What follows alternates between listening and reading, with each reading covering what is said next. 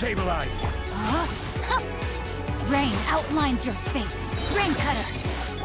Transfixed! See?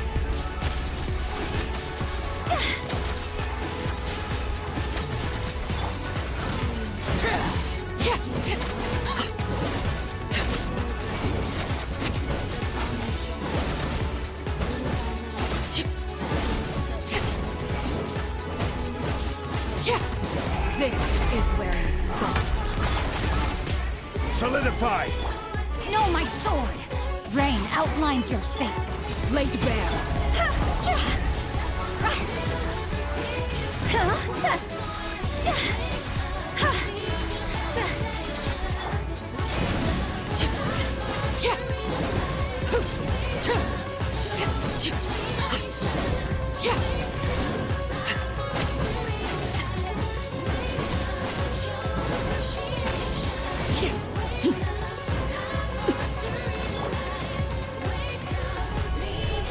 This is order!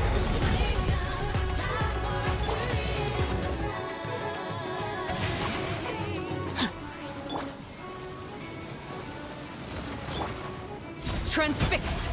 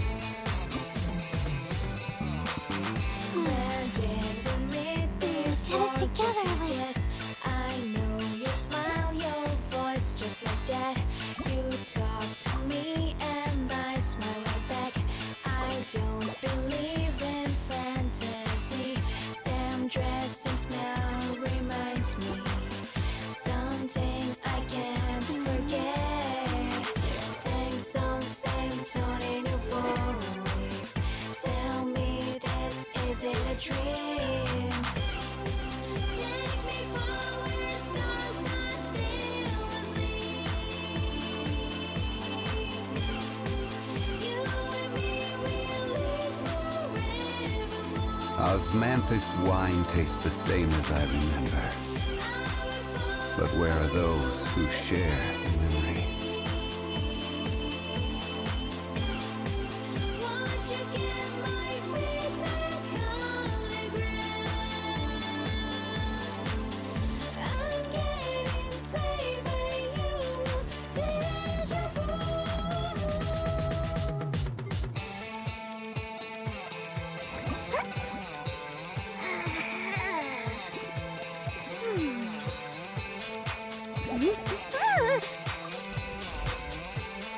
Wow.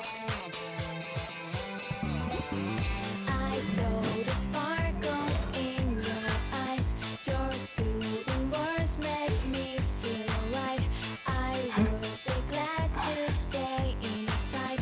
Let's fade into this mystery. Same words, is this the first time? As if I'm stuck in a loop. I'm lost in sweet illusion. Turn me into a sensation. Take me for where stars are still asleep.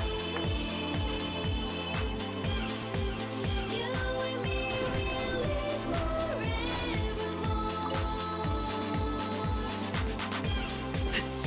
will follow you, my destiny. Won't you get my feet back on the ground? Stabilize! I'm getting played by you, deja vu. Where did we meet before? Just like this.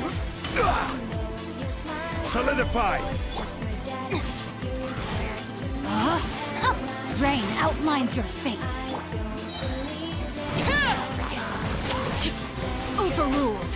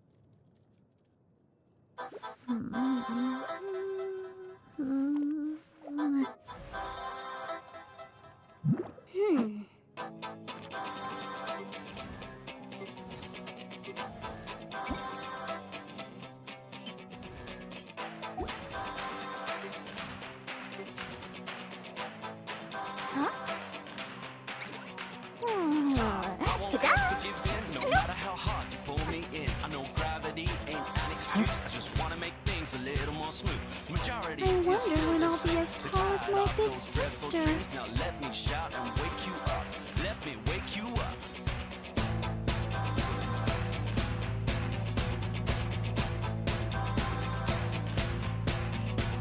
When the sunset dies, the sky so bright, she freaks me out with a secret smile. Stars above, start to shine for miles and miles. I wonder why.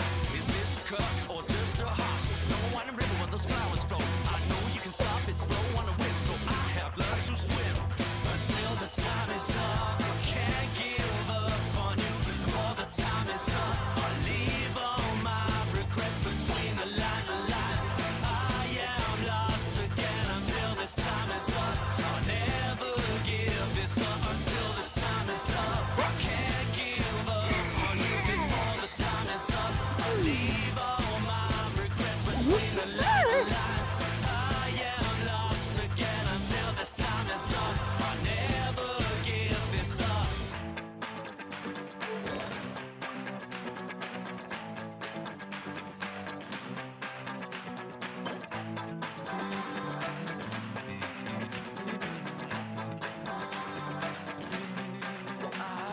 Why you won't tie me up? Get out of my way, cause I'm on my way. I don't care about imaginary boundaries, but somehow I'm afraid to go over them. Cover up all my scars and memories. Creativity is all that I got, so let me shout and wake you up. Let me wake you up. While the fireflies dance on a new moon night, she tempts me with her glistening eyes. The sky above changes its color from dawn till dusk. I wonder why.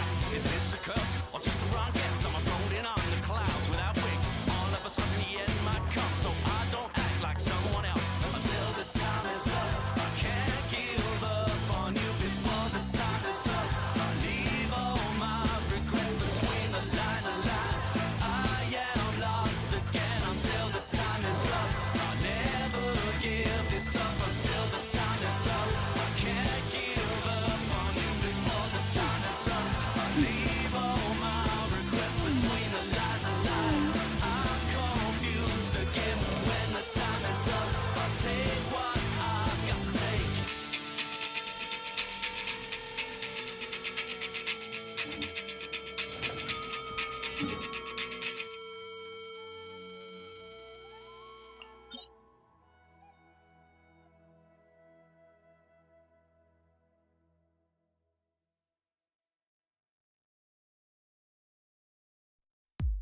Give me all your love.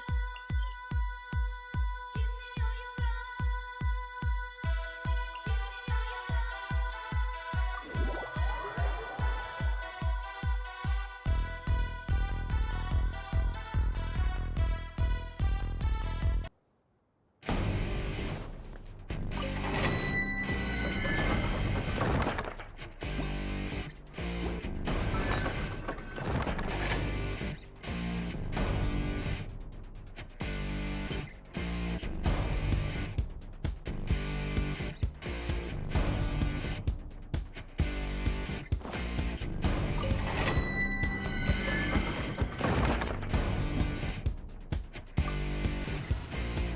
It's now or it's never, and I've got to make my decision. This time could be my moment. Time to broaden our horizons again. If this a mirage or a chance to fulfill my mission.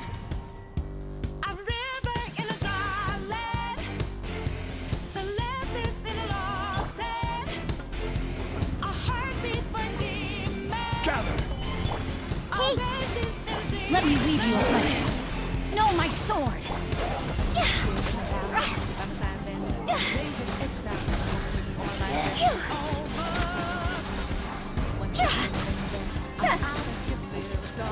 God's over! I see everything. See? Go! Huh? A river in a dry land, the love is in a lost hand. When I hop off new beginnings, burn our feet. Now we need it, a heartbeat for demon. Oasis in a siege land. Remind us we're here for bring every new life. Solidify! Hey! Rain cutter! Rain outlines your fate!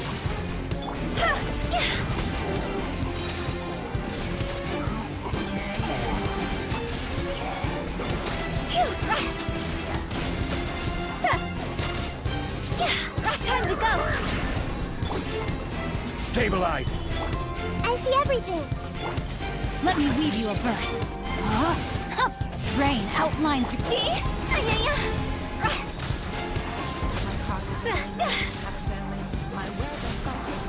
Go! Take back when I lost to the voices of freedom and fear. Yeah. Don't ask why I'm ready, but I'm ready to take them down now. The time for a new start is constantly drawing nearer. A river in a dry land, the lessons in a lost head. When the hope of new beginnings burned our feet, now we needed a heartbeat for demon. Oasis in the seas, remind us we're here for creating new life, creating rivers in the desert.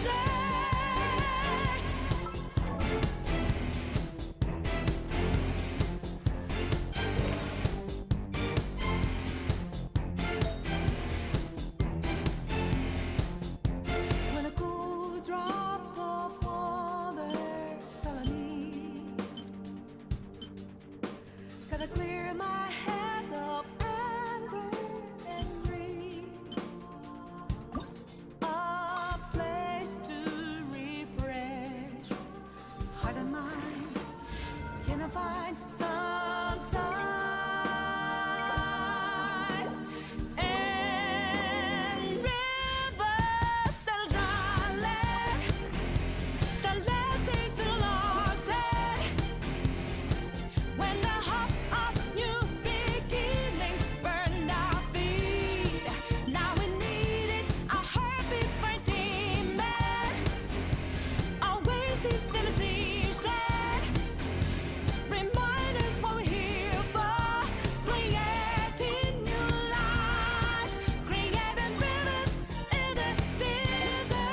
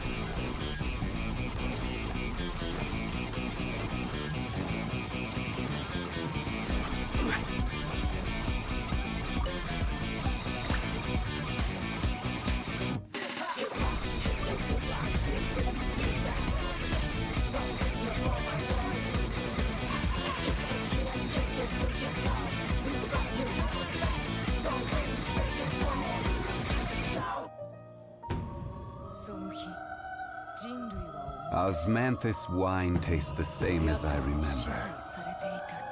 But where are those who share the memory? King, I don't get it.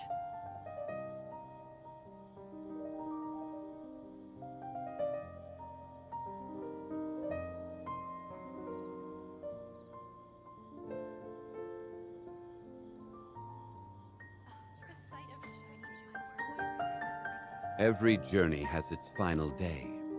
Don't rush. Why isn't it working? I don't get it. These parts are safe for sure. Also ridiculously overdesigned. I need to sell these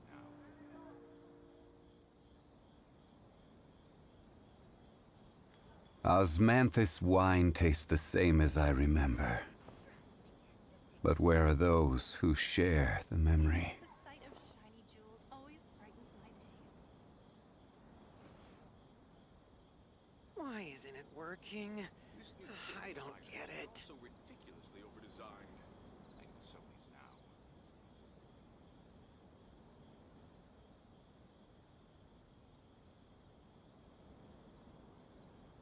Where do you want to go next? If you'd like to see Liyue's tourist spots, I have a few references. Why isn't it working? These parts are safe I don't get it.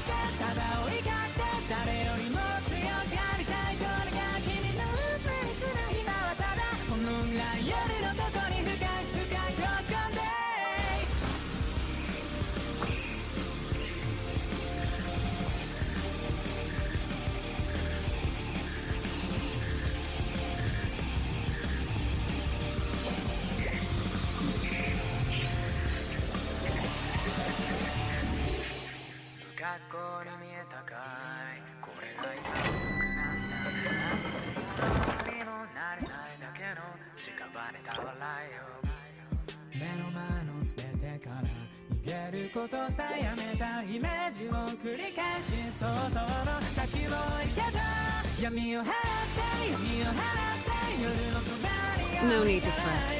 I shall handle this.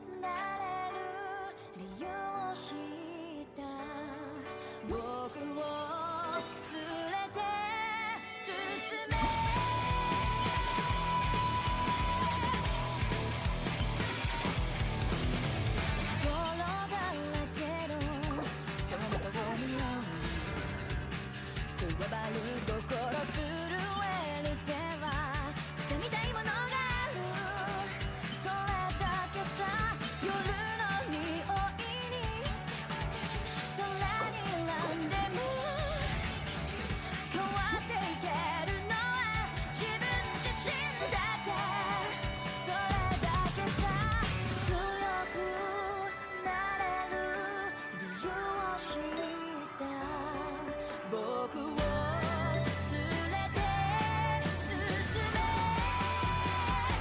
どうしたって消せない夢も止まれない今も誰かのために強くなれるならありがとう悲しみよ世界に打ちのめされた負ける意味を知ったグレーの花咲き誇れ運命を照らして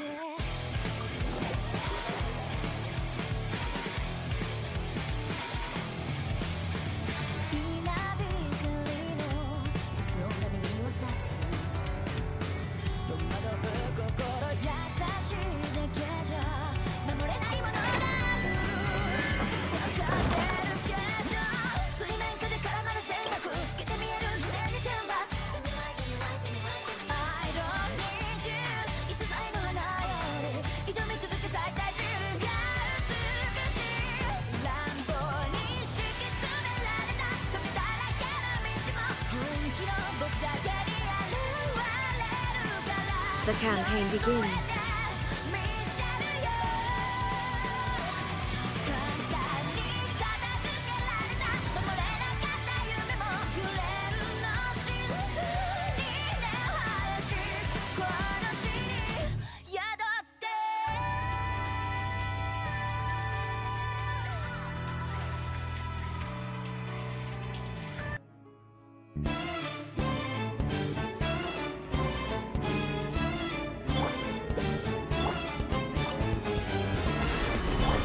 Everyone hold hands.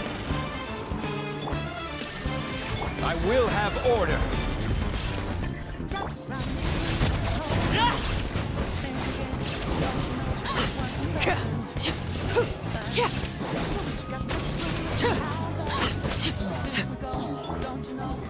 Gather. I see everything. Now you shall perish! This is order.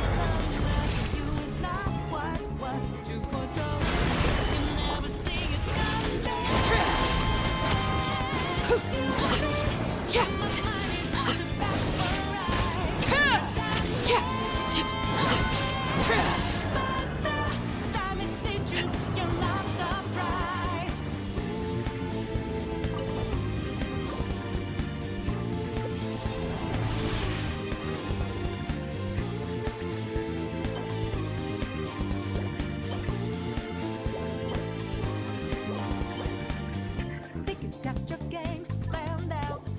Do it deep, get 'em 2 steps ahead, yeah. So step into my way, stand out. Blade bare. One step and step.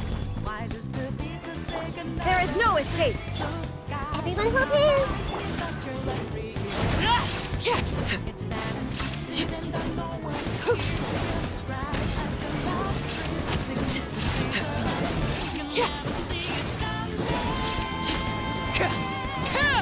Overrule. I will have order. Illusion shattered.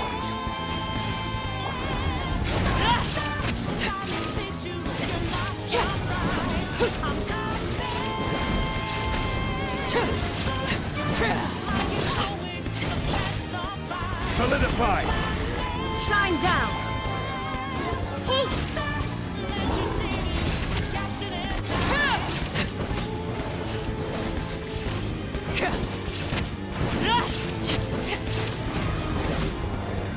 Witness my lies.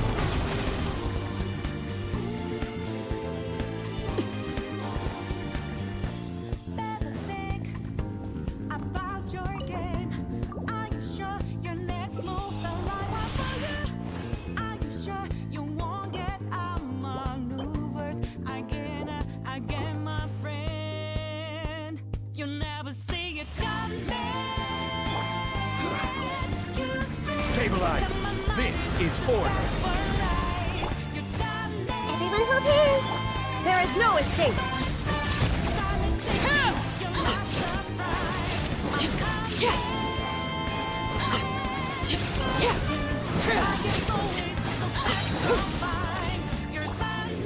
Gather. shine down! Inazuma shines eternal! Laid bare!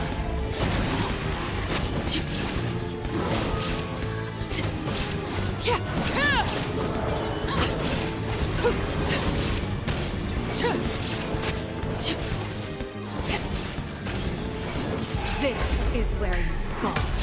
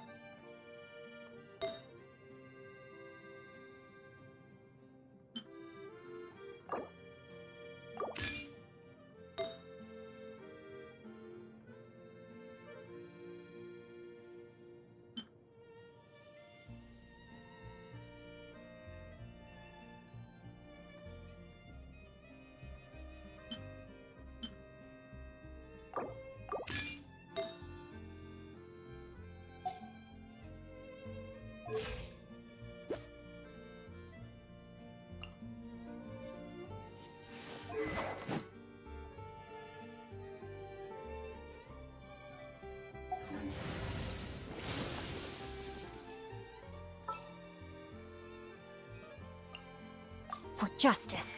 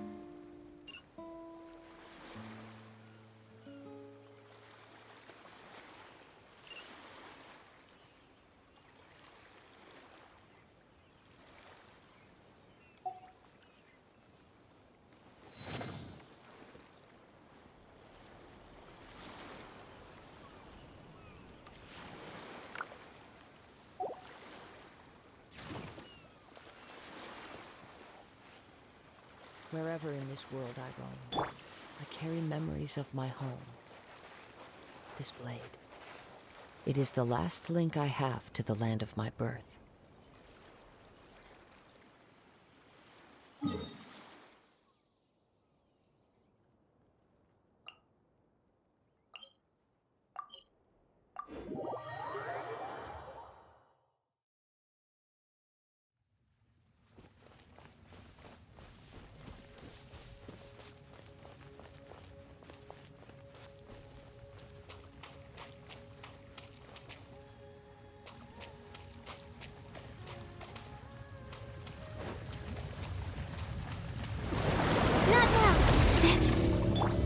Everybody stand back! Share my knowledge! I see everything!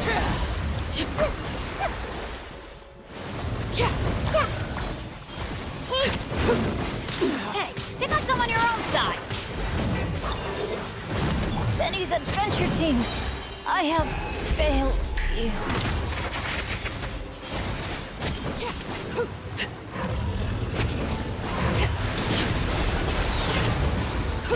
Committed to memory. My guiding stars. Hold. Mine to... Ah! This may turn over.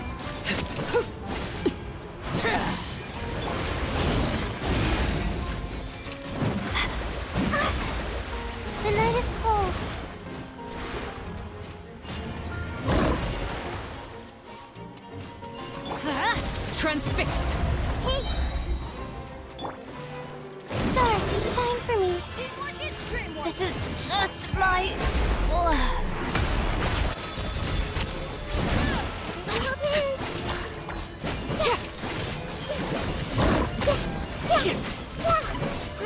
Grow. Yeah. Make a... The night is cold.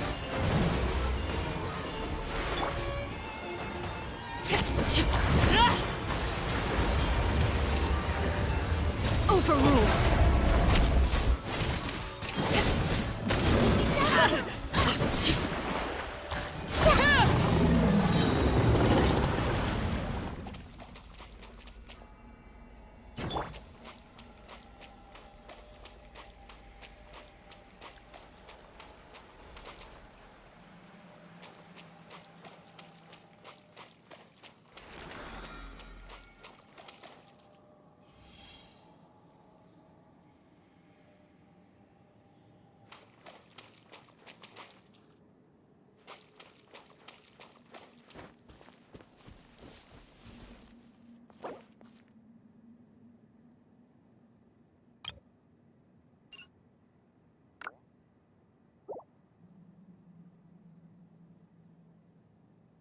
Not now.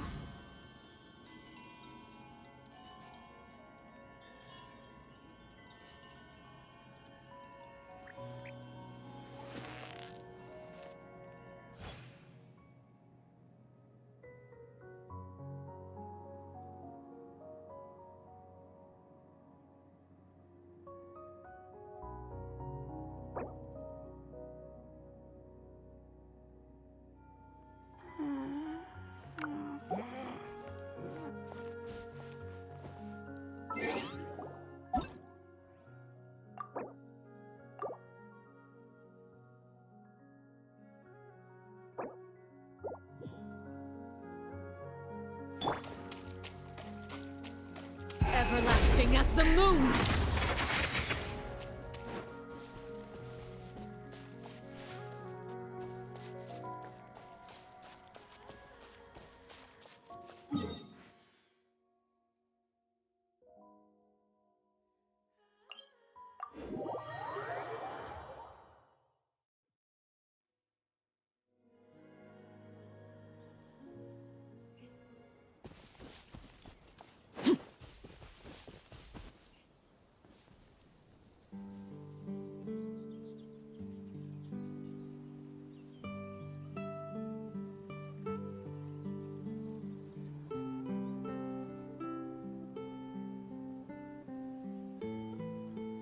What could the children be up to?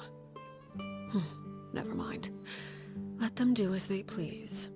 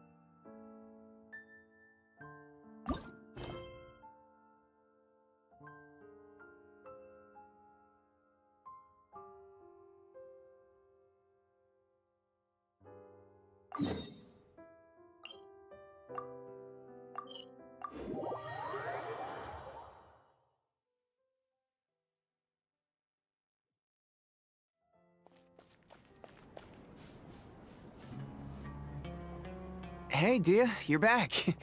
Are these two friends of yours? Oh, so you've already become like one of us then? Well, that's good to know. Anyway, since we've got newcomers, let me fill you in on what Dakan al-Ahmar has been up to lately. They've become extremely aggressive. Apparently, even their own now have become acceptable targets. They even attack other relics brigades, just the same as any other mercenary brigade. Even the most ferocious beasts still protect their own. And it sounds like they've thrown that straight to the wind. That's right. Once they've collected enough loot off the other mercenaries, they sell it off to a different brigade, or turn to merchants on the black market. A portion of their profits is immediately exchanged for more food and weaponry to be used in their next violent operation. That's terrible! Yeah, and it really makes you wonder why they're so desperate for Mora. A few days ago, Isham and I trailed them for a while, and even disguised ourselves as merchants to conduct trade with them. We were able to learn a few things from the exchange. Rather than saying they're out to plunder and hoard Mora, it'd probably be more accurate to say that they're experiencing an internal power struggle. Wait, a power struggle? You heard me right. The vast majority of their victims are mercenaries from the other brigades of Deshret's relics. If their only goal was Mora, they could have gone after anybody. The targeted nature of their attacks points to a power struggle between the different brigades within the relics. That's the only plausible explanation we have. Unfortunately, we weren't able to find out anything more specific. It seems they're also trying to keep things under wraps. Oh, one last thing we discovered was that over the past few years, as Dakan al-Ahmar became more and more active, Deshret's relics as a whole became a lot weaker. It sounds mighty strange to me too. Harun, you can leave the rest of the investigation to us. Gotta say though, I didn't expect you to go on a whole undercover mission during the few days I was gone. Sounds like you were really putting your necks on the line, no? Nah, it was nothing. We're just as concerned about the situation as you are. Dakan al-Ahmar is your father's crew after all. What he said. Besides, Dia, haven't you done more dangerous things than all of us combined? What we did is nothing compared to your experiences. Yeah. And while they went to talk with Dakan al-Ahmar, I took a look at the last camp they attacked.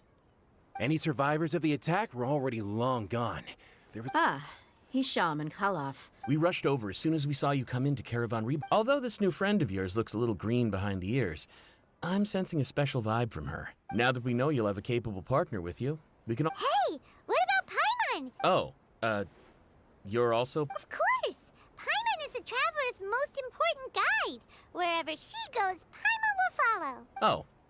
In that case, then you'd better take care of her too, Dia. Don't underestimate Paimon! Don't worry about her. She may look tiny and helpless, but she's been through just as many battles as the traveler here. Even if she had only survived on sheer luck, then that alone would still make her quite formidable. I had no idea. Oh, one other thing, Dia. When you're free, why don't you update the deputy about your upcoming schedule? We held another recruitment event a few days ago, but everyone only came to see the Flame Mane. You weren't around at the time, so people were pretty disappointed to only find our crew of rough, unkempt guys.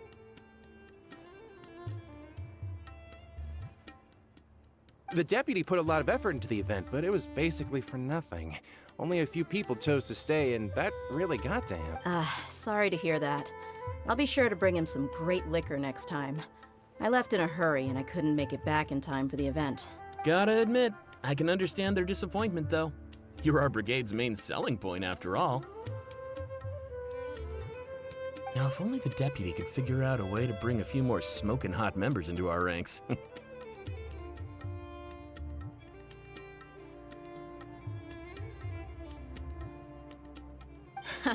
Keep dreaming. Remember the last time I invited a couple gals into the brigade? You all just froze up with your mouths gaping like a bunch of scarecrows. The awkward silence and weird expressions left quite the impression on them.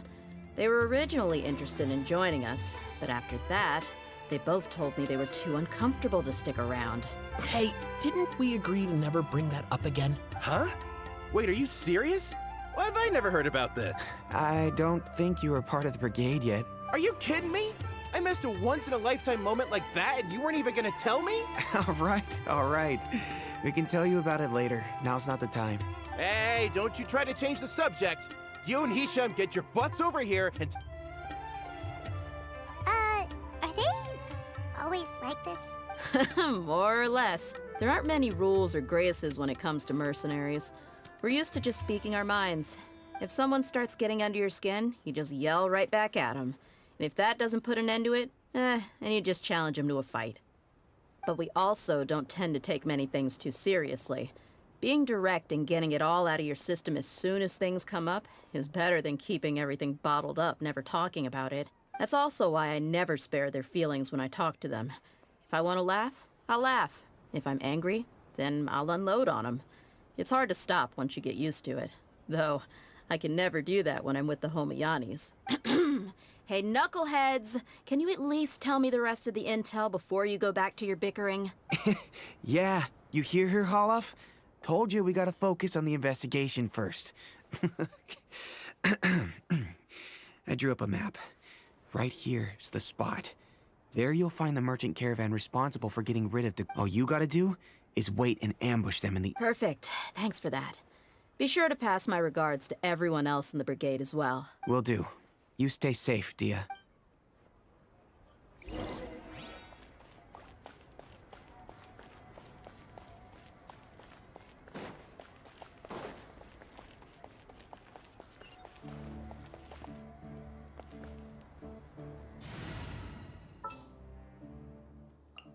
Send one, send them all.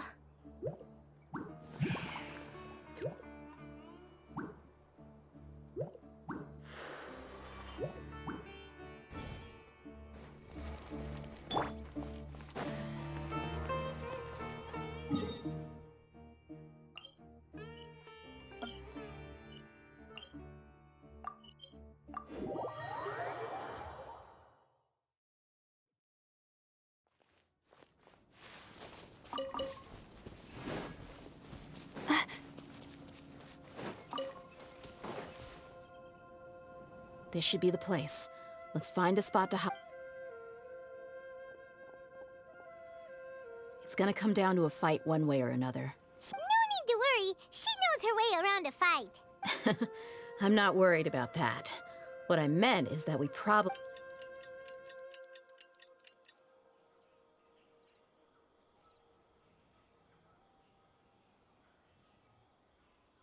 Ah, here they come. You ready?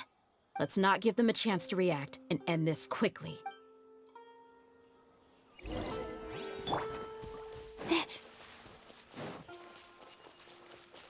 The night is cold. Cold.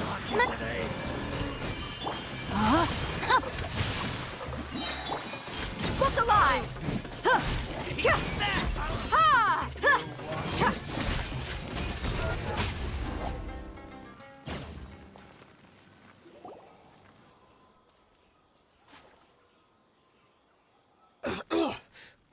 You're...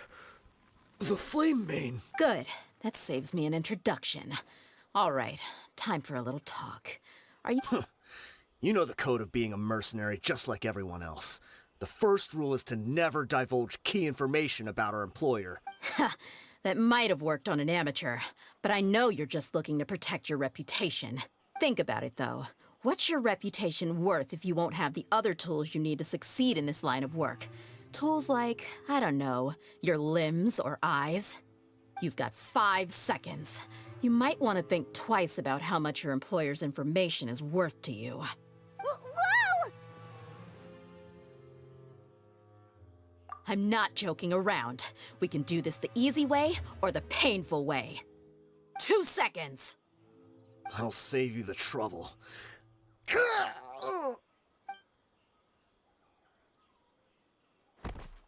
Huh? Are you crazy? He tried to bite off his own tongue. Quick, search the area for any first aid supplies. I definitely didn't expect him to go that far. Thankfully, the wound wasn't too deep, and he just passed out from the pain. But why would he be so extreme? I just wanted to test his mettle. You can get a lot of mercenaries to talk just by threatening them. I didn't expect him to be willing to go through so much pain just to deny us some intel. He's out cold for now. We could wait for him to wake up, but maybe it's not a good idea to interrogate. Yeah, don't worry about it. It'll be a waste of time to interrogate. There are lots of goods around here. Let's search the area. I'm really sorry.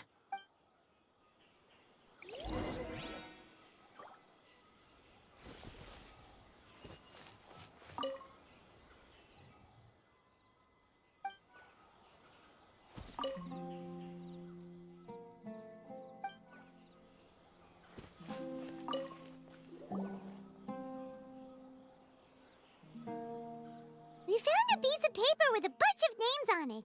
Maybe it's a record of something. Let me take a look. If this really is a merchant caravan, they should have a record of their transactions. Yep. I see an entry for Dakana Lakmar right here.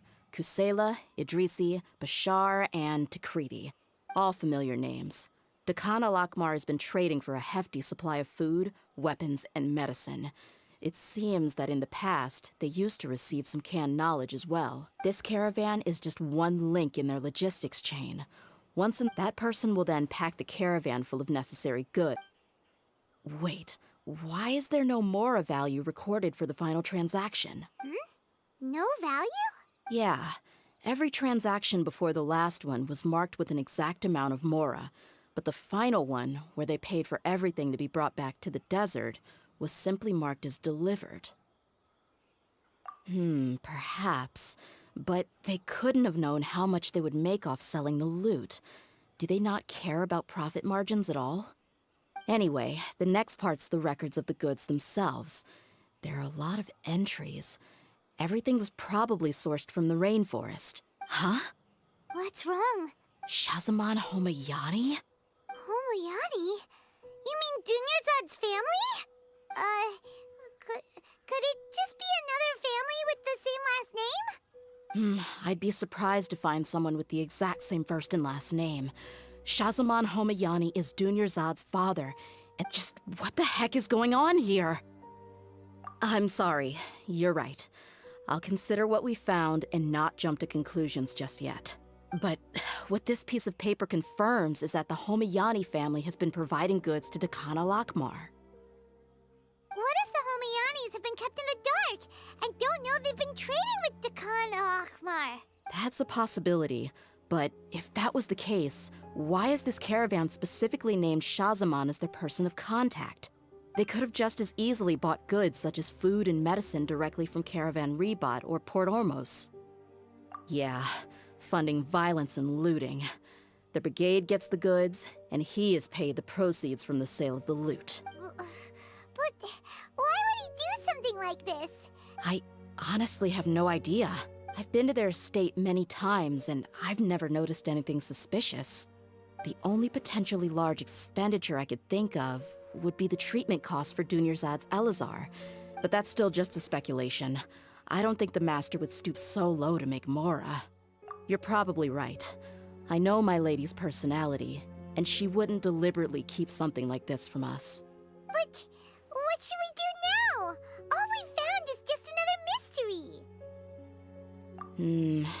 If you ask me, we already have no choice but to confront her about this. I'm not worried. It's too early to make a verdict yet. I still have faith in the Homayanis. Let's go find my lady again. We'll tell her everything and see if she's willing to lend us her support. If we're lucky, we can not only figure out the mystery of this paper, but also follow the trail of breadcrumbs to the people responsible at Dakana Lakmar. Dia, are you sure this is the best decision? What if instead of— I've considered that possibility. But even still, I want to tell her what we found. I think she showed genuine concern for me when we first brought up the topic. I can't repay her kindness with doubt and suspicion. That's not how I deal with people. You're right. Paimon wants to trust Dunyarzad too. Yeah. Let's pay another visit to Sumeru City.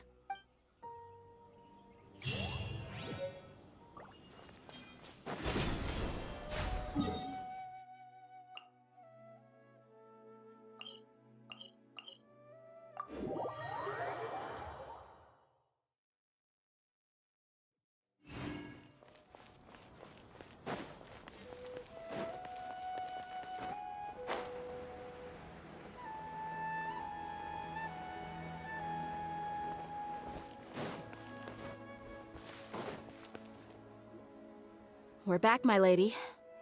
Oh, you're back a lot sooner than I expected. You mustn't have run into any trouble then. Well, how did it go? Actually, we're still investigating. I see. The clues you found. Something like that. You all look a little dispirited. Why don't you discuss it with me? It's okay, my lady. It's not so much about me being upset with my father or anything like that. So something is wrong. Even on any other day, Paimon would have already waved to me with a smile and shouted, Dunyarzad, we're back! So tell me, what happened? Well? My lady, please prepare yourself for what we're going to tell you next. The Master. Okay, I understand. My father has been supplying goods to Dakan al-Akmar? Yeah, it makes as little sense to us as it does to you. I've never doubted the Master's integrity, so I'm having a real hard time rationalizing how he could ever support an infamous brigade like them. Maybe he's not actually aware of the full story and just stumbled into the deal by accident. I can't help but agree with... Huh? You mean you feel the same way too? Thank you for sharing all this information. Since you've told me everything you know, I should also tell. In the past, I thought that my father hired a bodyguard for me so that I wouldn't run away and get lost. However, there are plenty of capable mercenaries in the Corps of 30. Why did my father go out of his way to hire Dia?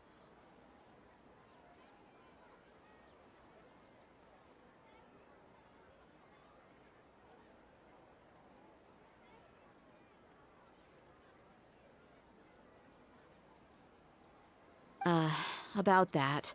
Well, the Homayanis really needed bodyguards, so they reached out to the Blazing Beasts. Later, the Master told me that I was one of the best mercenaries he'd ever seen, and that I should stick around to become one of his bodyguards. He offered me a pile of Mora, so... Well, but that didn't really answer my question. Just think about it. Why did my father specifically reach out to the Blazing Beasts? Maybe the Corps of 30 just didn't have anyone available, or maybe someone recommended us. I've never given it too much thought. I think I get what you're saying.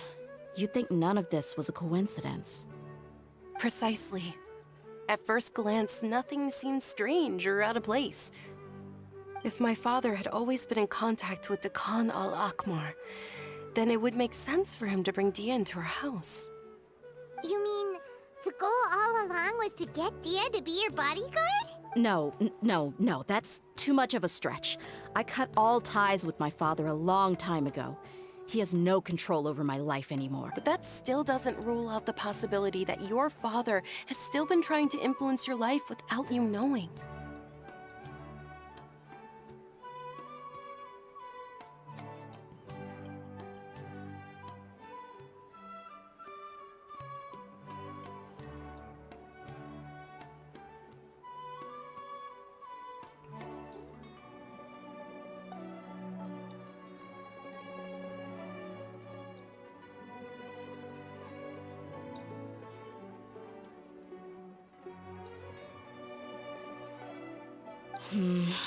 So, the Master was not likely an innocent victim in all of this? Sorry we put all this on you so It's okay, Paimon. Regardless of his reasons, if my father has truly been funding a violent group of mercenaries, then it's my duty to bring him back to reason.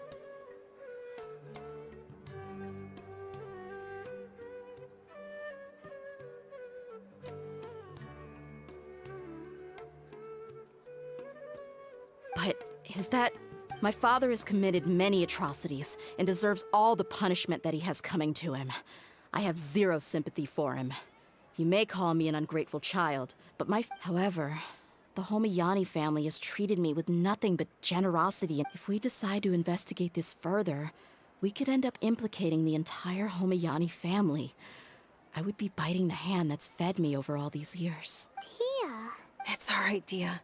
If anyone were to ask, you could always just say that I'm the one who instructed you to get to the bottom of this. You don't have to do that, my lady. I'm not conflicted because I'm afraid of taking responsibility. Hey! It's still too early to give up hope! What was that thing about friendship again? Right, yeah, trust! Thank you, everyone. That makes a lot of sense. In which case, my lady, could you ask the master to come out and have a chat with us? Sure thing. I also hope he'll be able. You.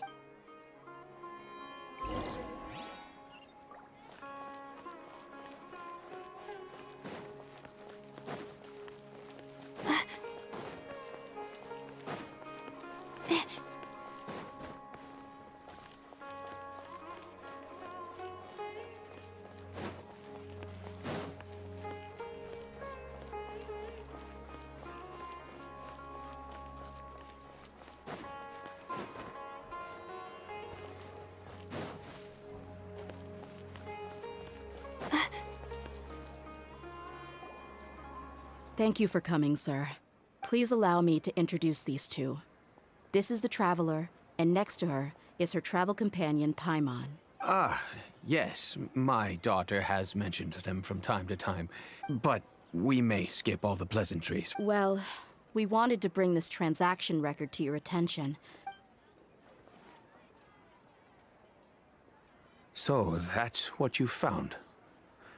Huh. Seems like I can't keep everything from you much longer. If you wouldn't mind, we'd like... Well, it's a long and difficult... What I do know, though, Dia, is that the truth will bring you no solace. If anything, it will likely cause you a great amount of anguish. Wait, me? Yes. I understand perfectly why you came to see me. And I am, but knowledge always comes at a price. And sometimes, as they say, your father Kusela and I both believed that. Of course, you have the right to seek and learn. The facts of this matter may reduce everything you've built for yourself into sand, blowing in the wind. If you must proceed, then Kusela's heartfelt... His heartfelt efforts. I've made it this far in life without a single drop of my father's support. I have my own ideals and ways of looking at the world, as well as people and causes that I've chosen to cherish and fight for. None of these things have anything to do with him. I came here today to support you as the head of the Homayani family. No warning will change my stance on that. I understand. Then let me tell you a little story. Our family once needed to take a trip to the desert when Dunyarzad was just a baby.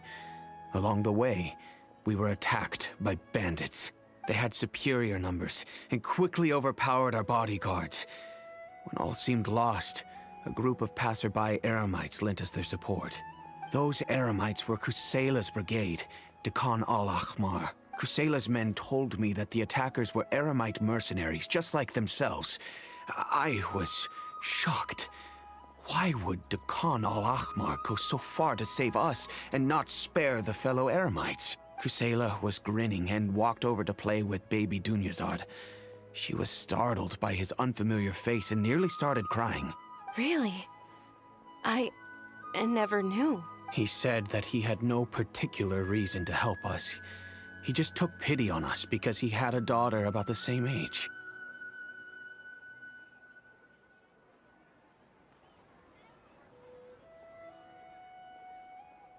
We started talking about our children and to repay his kindness. I hired his brigade to help out at our estate for a time and offered every... So, that's what happened. It was many years before I saw him again. I almost didn't recognize him the next time he came knocking on my door. The man I knew to be strong and healthy had been reduced to a shell of himself. He couldn't even walk anymore without his cane.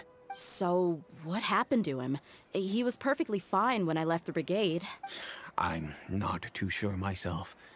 The only thing that didn't change was his cheery disposition.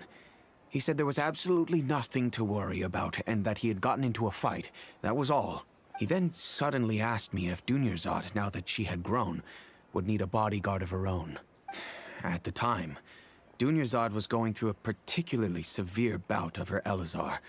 There was no need for her to have a bodyguard when she could barely leave the house. But he kept coming back to the topic. Come on, it never hurts to be safe.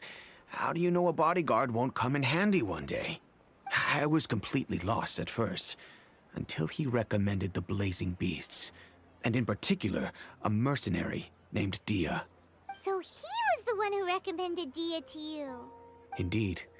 He didn't say it out loud, but it was clear that he saw Deshret's relics as an evil group who would eventually corrupt every member in their ranks. He was already beyond redemption, but he hoped that he would be able to detach his daughter from the vicious world of mercenary life. If Dia could stay in my house and keep working as a bodyguard, then gradually her affinity for the desert would decrease, and she'd be able to leave her previous life behind. And that's why you offered her such generous compensation? Yes, but not just because of that. From the moment that he asked me for that favor, I also began to see Dia as my own daughter.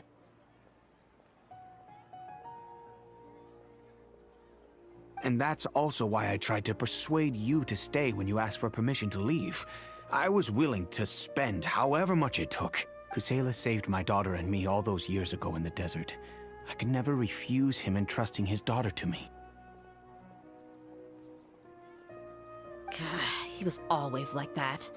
Acting. Kusela said that he'd reimburse me for a portion of Dia's fees. I refused to take any mora from him, but he'd always sent me funds anyway. Eventually, I just accepted them as a token of his gratitude. And that went on for a while until I received another letter from him a few years ago. The letter contained a request to help him buy food, weapons, medicine, and... Wait! Isn't that around the time that Dakan al-Ahmar started becoming more aggressive? That's right. When I started to hear some nasty rumors, I became wary. I wanted to meet him face to face to discuss things, but by then, he was no longer receptive to my requests to talk. If I had to guess, it's probably because he doesn't want to put Dia at risk. That thought occurred to me as well. I figured that he probably came to me for help because he had nobody else to turn to. After some deliberation, I decided to send him some food and medicine. I turned down all his requests for explosives and weaponry. I am aware that even such a reduced gesture of support could lead to others coming to harm, but I could not simply reject his plea for help. In the end, it probably was the wrong decision. I plugged my ears to the rumors and just chose a solution that made me feel least guilty about my... If you can, please tell me where he is now. None of the things he's doing right now make any sense if he's just trying to keep me from getting tangled up in his world. If all he wants to do is steer clear of me, then maybe he shouldn't have brought me into this world in the first place. Oh no, Dia... I'm just angry because I can't wrap my head around any of his actions.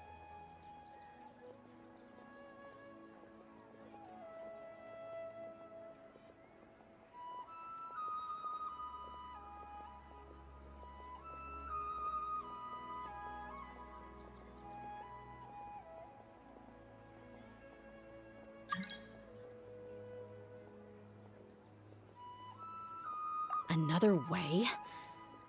I don't know.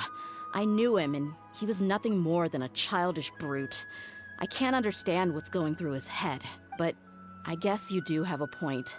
We haven't uncovered the whole truth yet. We still need to figure out his exact actions and reasoning for these last few years. I'll do my best to help. Of course, anything between the two of you would need to be resolved between you and him alone. I don't know Kusela's exact whereabouts. Outside of supplying his brigade with some goods, I tried my best to avoid getting involved any further with him. However, there's a man on the list named Jawed. He used to be a mercenary in the desert and is now a member of the Corps of 30. He's responsible for supplying weapons and liaising with the Dakan al-Ahmar's merchant caravan. I've heard that he likes to have a few drinks alone and enjoy the cool wind at night outside the tavern. Understood. Thank you, sir. I'll stay and be with my father here. To be honest, my father has indeed done something wrong, but if I feel like our only course of action... Yes. It's time to face my mistakes.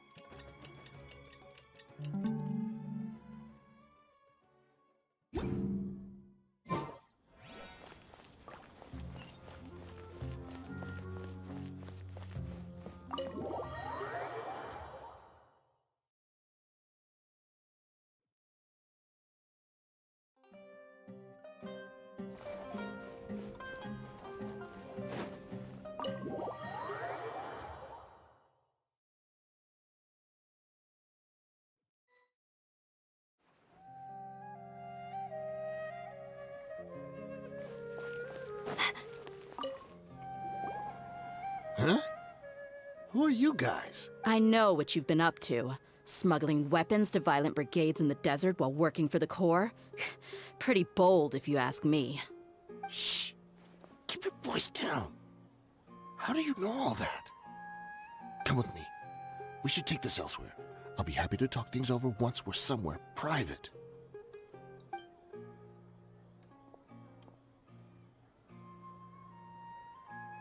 This place should do. All right, back to my question. How did you all know about me? Don't worry about that for now. You know what kind of punishment you'll face once we report you to the Corps, I assume. Wait, there's no need to jump the gun. Let's talk this out. What are your terms? So what's in it for you anyway, Mora? Well, I was a little tight on money at the time, and Kusela took good care of me in the past. I weighed it in my mind, and I couldn't find a reason to turn the opportunity down. I wouldn't only be helping my benefactor, but I could also make some quick Mora. Let me tell you how it is. We're investigating Dakan al-Akmar, and we're gonna put an end to their operations. If you provide some help for us, then we might just put in a good word later to reduce the terms of your punishment. Hey, why don't we discuss this a little first? Listen, I made quite a bit of Mora from my last run. Shut it. My patience is running out. You should know when a mercenary is after something other than money. All right, sheesh. But you gotta promise you'll put in some nice words for me later. They're always on the move. Here's the spot they were at the last time I made my delivery to the desert. Feel free to go have a look. I'm just telling you though, it's not on me if they're not there anymore. Sure. And then you can forget about any nice words from us. Hey, come on. Now you're just being unreasonable. Really? And how do I know you're not leading us straight into a trap? Don't forget, you're the one with no bargaining chips. All right, I get it. Why don't you go take a look, and if they're not there anymore, I'll try to figure out something else for y'all. Now that's more like it. Let's move. And as for you, try to stick around the city until we get back. You don't want us to call the folks from the Corps and have them drag you back to the city.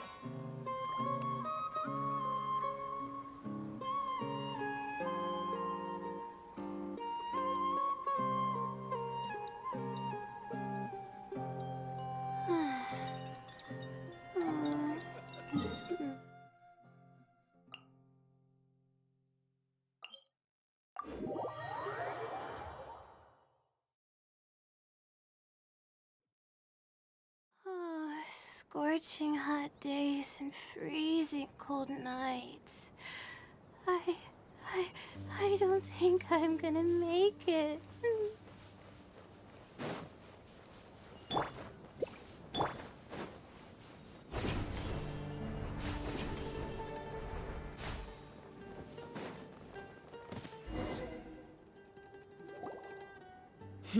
Seems like we're in luck.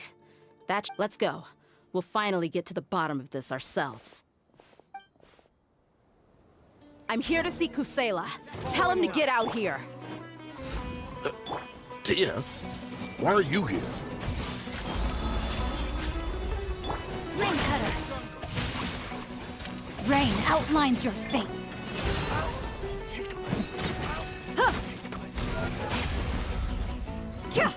Haven't you all done enough? Oh, so are you also here to stop us? Stay out of this. It's got nothing to do with you.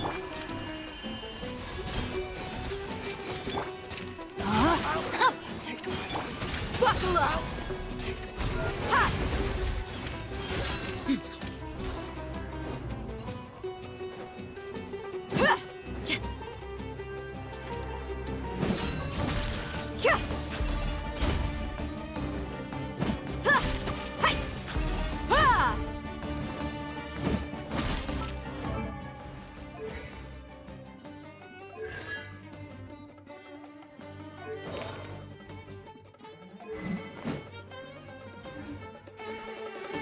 Not now.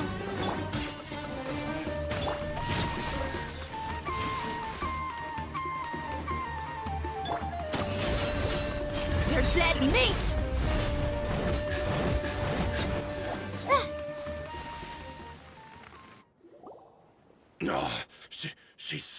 strong!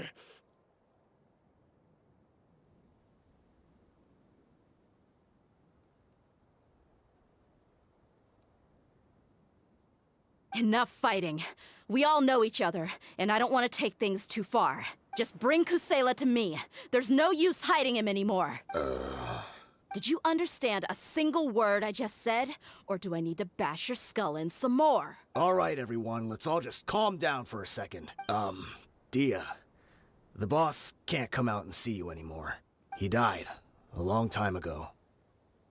What? Seems like you've been out of the loop for a while. Guess that's for the best, though. At least, that's what the old man wanted.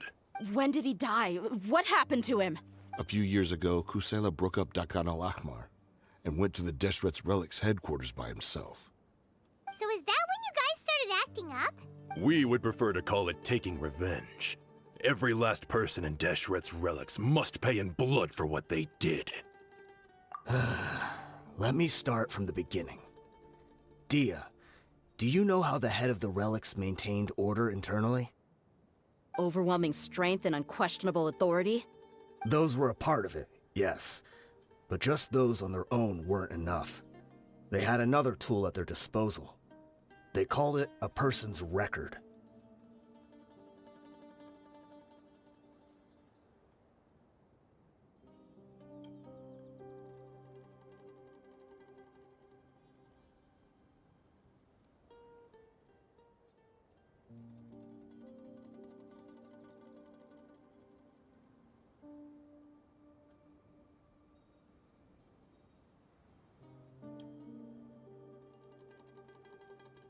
Regardless of whether they joined by their own will or were coerced, every person in Deshret's Relics was forced to leave a record of themselves at headquarters.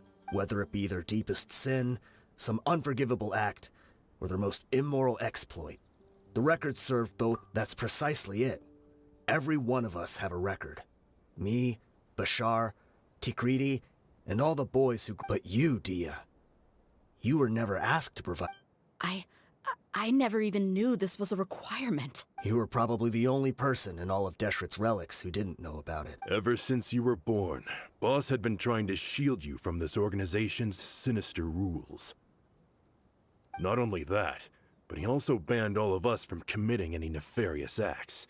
He said he'd take care of the dues we had to pay regularly to headquarters. But in the end, he was just an ordinary person. What could he do?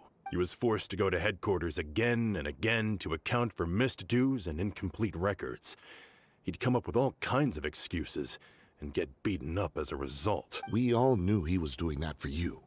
He wanted to get you out of this world, no matter what it took. And that's why he became a shell of himself and couldn't walk without a cane. Wait, but that doesn't make any sense. I didn't know about any of this, and I'd never seen him get injured or beaten. Because you were too young at the time. How would you ever tell between wounds from a beating and wounds from battle? When you left home after that final argument with him, he seemed to age by a decade overnight. Even his hair went gray.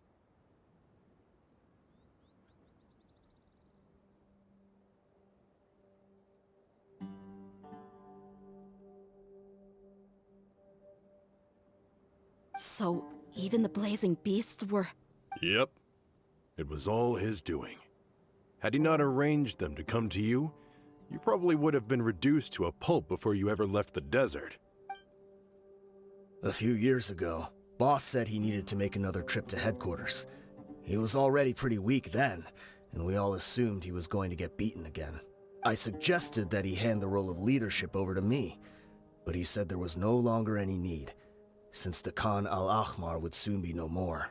His words made no sense to me, but that night, we heard that a massive fire tore through headquarters and razed everyone's records to ash. Everyone gained their freedom that night. Many members fled, not just from our ranks, but from the other brigades as well.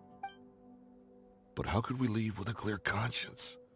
All of us who knew exactly what had happened. The boss can't have just died for nothing. Those heartless jerks at headquarters took him from us. From that point on, the sole purpose of Dakan al-Ahmar became revenge. The big fire that Boss started was quite a blow to headquarters' strength. It's given us the opportunity to launch our attack. Even though we're outnumbered, we vowed to see our revenge through to the very end.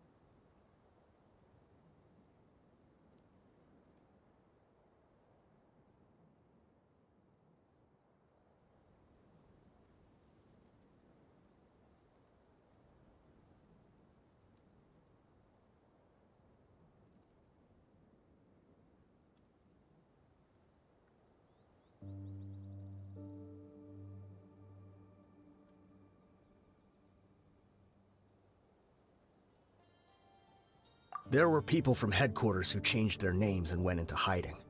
So we won't let any of them escape our wrath. They'll all pay for what they've done.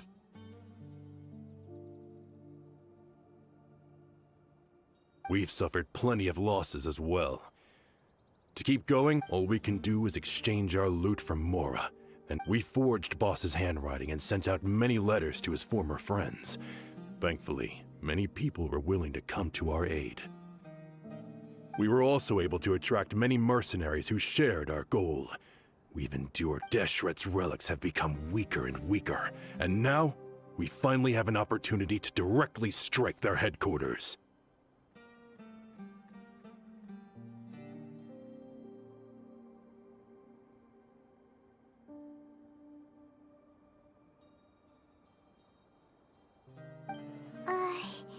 Paimon doesn't know what to say anymore.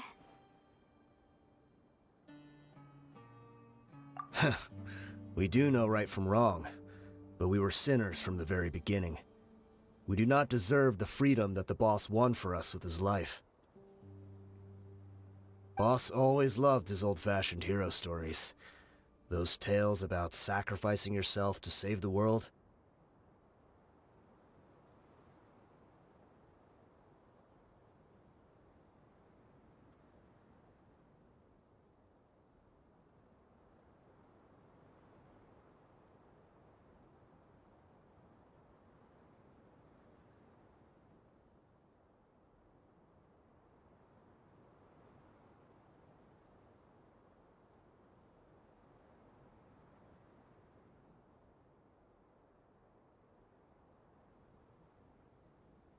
We used to always laugh at him for it. As for me, I never considered myself a hero. We're all the lowest of the low. We have no... But maybe those hero stories he liked foreshadowed everything that was to come. Maybe we were all just acting along with the play in the beginning. But as we acted the parts and recited the line... I'm sorry, Dia. I know you always found us insufferable ever since you were young. Just think of this as a mad... I'll go with you.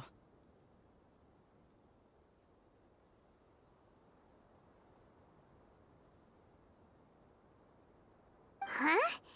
Dia? I grew up with these guys, and I know they're not bad people. It's just all I know is that Deshret's relics must be destroyed. Furthermore, I want to go see the place for myself. I know you don't want to get involved in this, so there's no need for you to tag along. I can do this on my own. Yeah, Paimon feels like we'd only regret it if we don't see this through to the end. Thank you. We'll be a lot stronger together with you.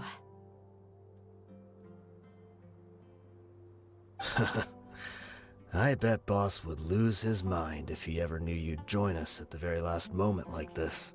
Considering all the losses and injuries we sustained, we can't afford to turn down someone as powerful as you.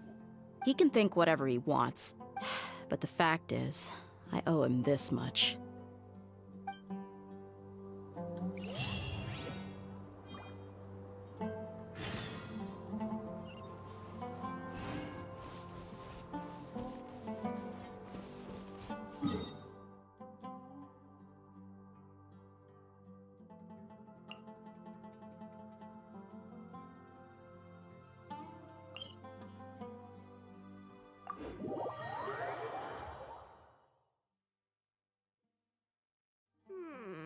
The sun's making me so sleepy. Okay, let me grab a pillow and rest my eyes before this wears off. It's been two days since I last.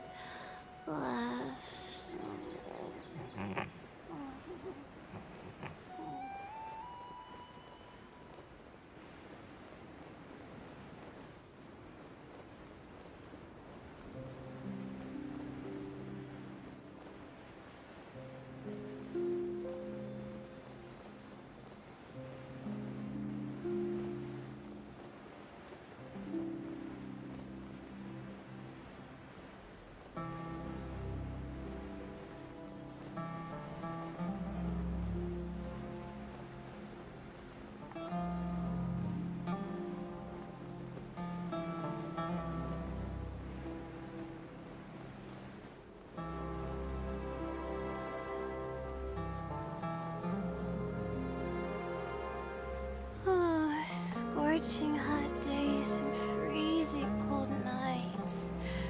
I don't... Is this the entrance? We sure didn't run into much trouble on the way here.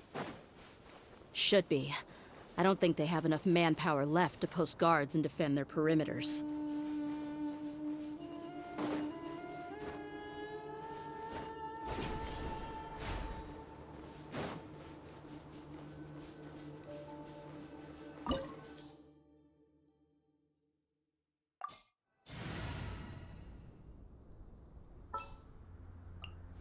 What is the situation?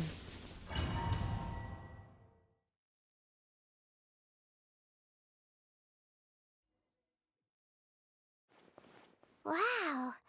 Paimon didn't expect it to look like this on the inside. They should all be holed up in here. Don't know how many people they've got left, though. Who cares? We'll round up all of them. Still, we should be careful. Even if they've only got one shot left, it could still take us out.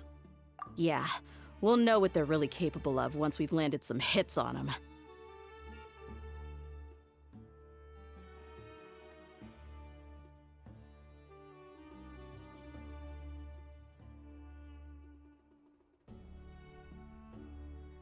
Deshret's relics may have been a force to be reckoned with before, but their name means nothing now. Yeah, they don't stand a chance with you here. I'll take the lead. I've been here once before.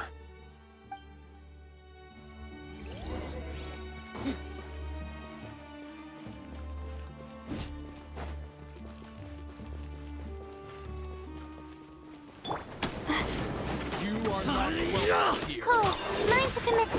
Hey! Illusion shattered!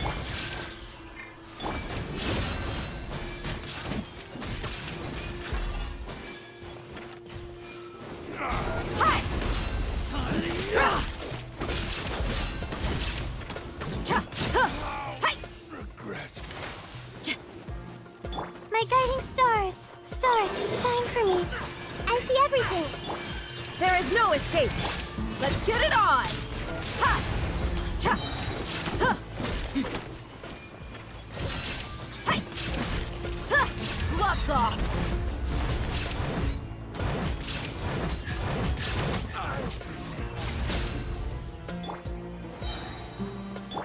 Everyone hold hands. Illusion shattered! Hit! Ha!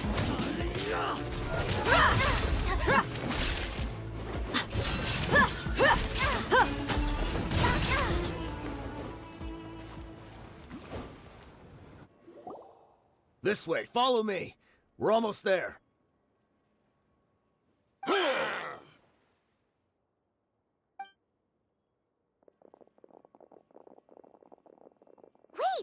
They went charging ahead without checking for any traps.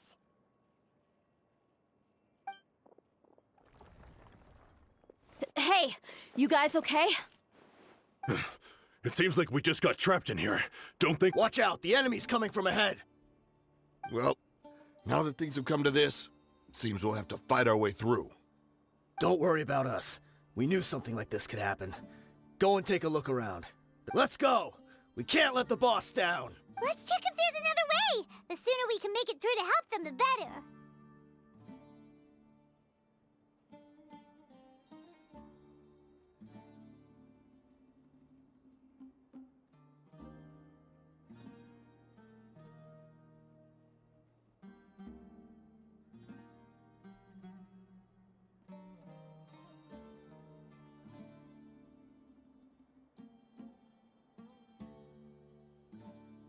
Let's see. I think I see a way through over there, but it's being blocked by something. Okay, let's go!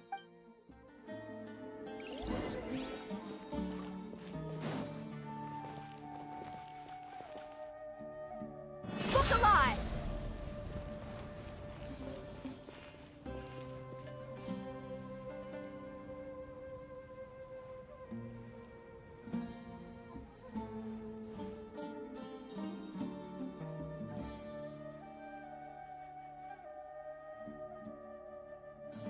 Buckle up!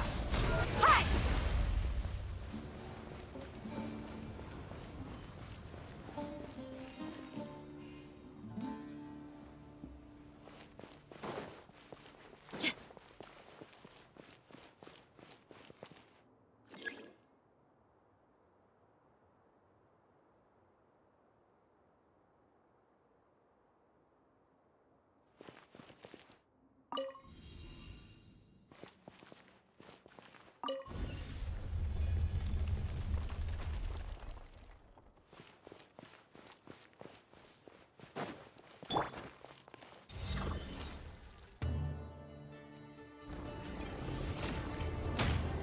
The night is cold.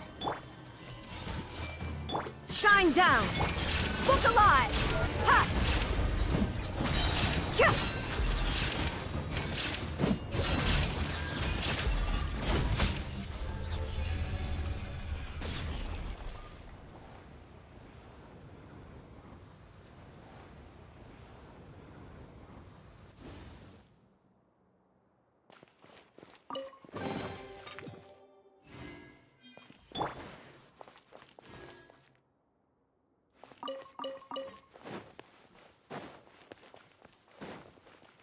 Another mechanism like the one before, but this one's being blocked off in the middle. We just need to adjust it a little.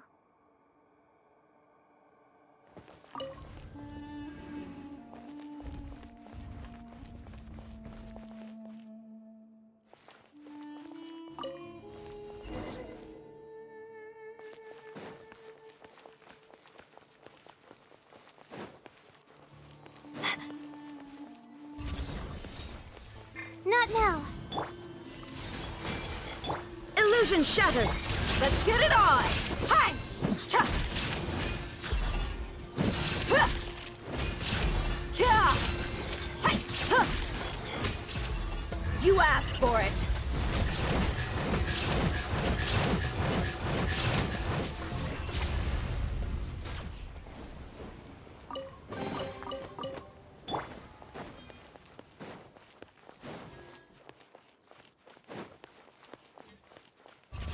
The night is cold. Don't be scared. I see everything. Shine down! Buckle up! Ha! Ha! Cha! Ah! Kya! Hi! Huh!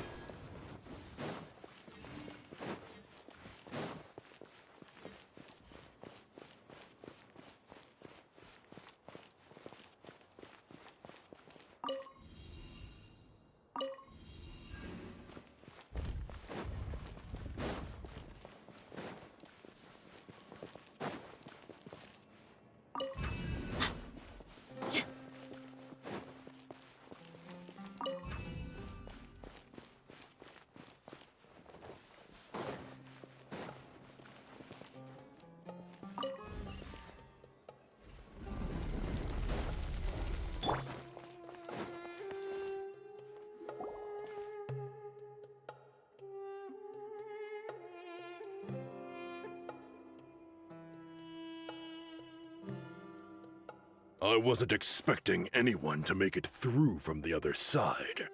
But as a desert dweller, I suppose we should be used to our folks defying all expectations. Don't waste your breath. You have nowhere to run. Run?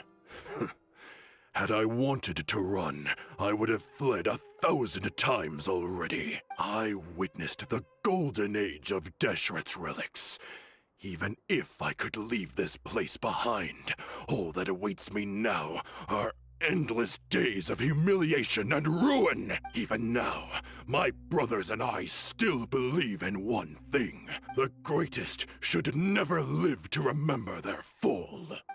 So you want to go out in a blaze of glory? Let us draw our weapons!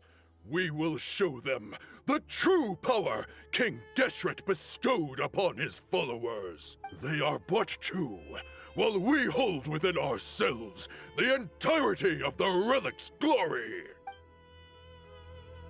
Wave 1, charge! Eliminate them! Illusion shattered!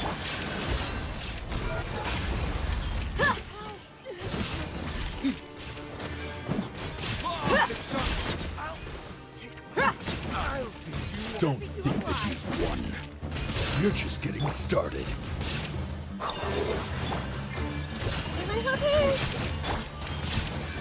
You're dead meat! Now you're testing my patience. Will. Let's get it on! Hi! Cha!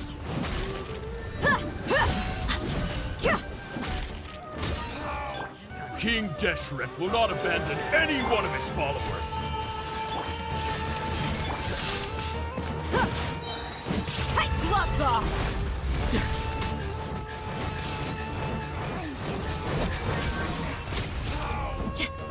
The night is cold. Brothers! With me, this is where we prove our faith. You all just want to die? None of us plan to leave this place alive!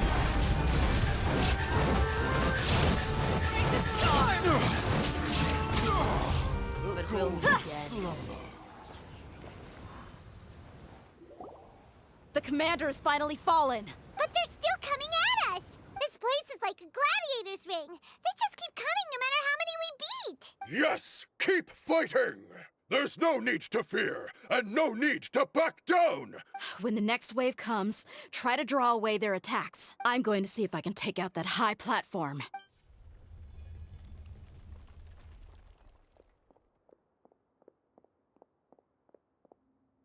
Get out of my way!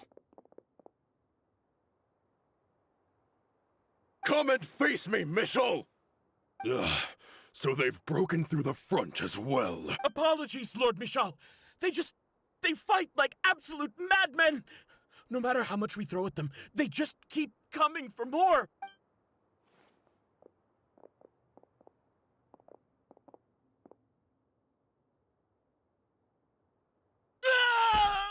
So, it would seem like this is the end. Time to pay for everything you've done, Michel. You think I would give you that opportunity? I will be buried in the sand, alongside all the rest of our fading glory. Hey, wait!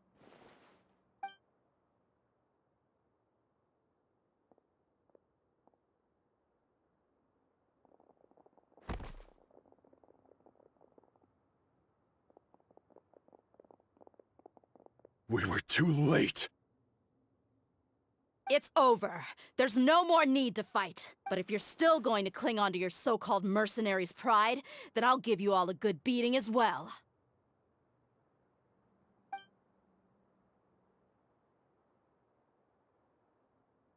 Hey, Dia!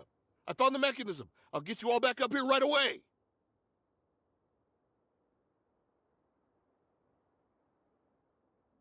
Let's go.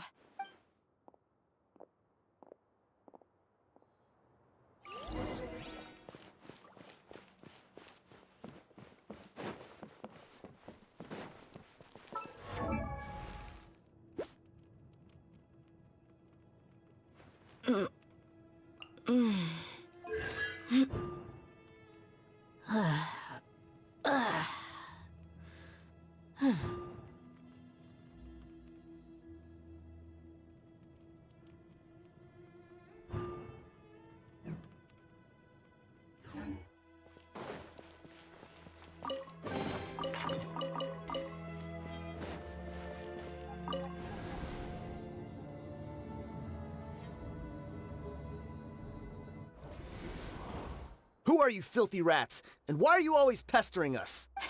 You call yourself a member of the infamous Deshret's relics, and you still can't even tell who's made it all the way to your headquarters? Who knows what intent a bunch of rats may have? We try to catch a couple, and you all just show up on the other side instead. How are we supposed to figure out what you're after? Hey, have you ever heard of a man by the name of Kusela? Why would I know? It's not like I'm in charge or anything. This is your last chance to talk.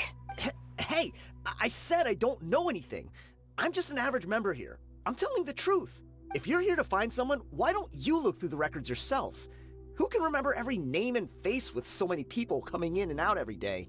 The irony. His life became a light for so many, yet to others, it wasn't even worth remembering. Where's the records room?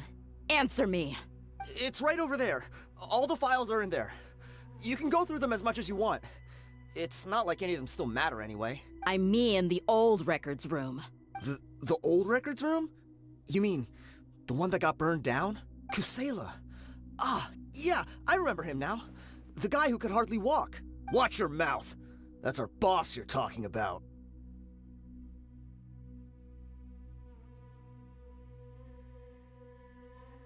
He was definitely faking it. We all let our guard down as soon as we saw him come hobbling in. But in the short time it supposedly took him to take a dump, he'd already gotten away and started a fire in the records room. He couldn't have possibly outrun us if he wasn't a fraud. And after that, Deshret's relics fell into complete disarray. Stop wasting our time. Every one of us here is perfectly aware of what he had done. Tell me, where is the old records room? It's just over there. Go see it for yourself if it means that much to you. There's nothing left in there but ashes. No human could ever survive that kind of inferno. Bashar, Tikriti, let's go. We'll leave the others here to guard these guys. Spare them no mercy if they try anything.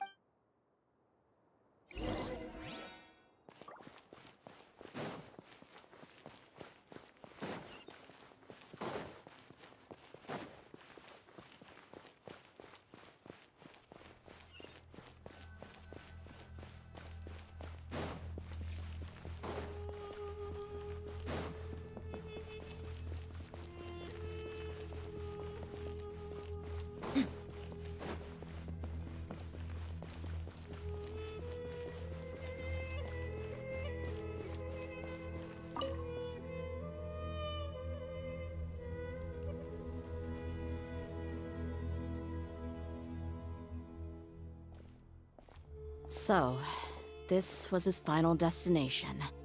How did he do it? Getting past all the guards with a limp and sneaking in here to start a fire?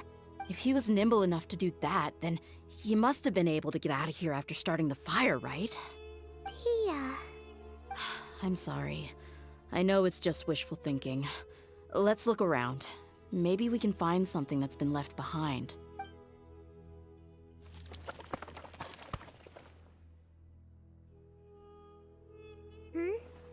Is this a cane? It must be the one that Dia's father used. Kusela. Thanks for everything, boss.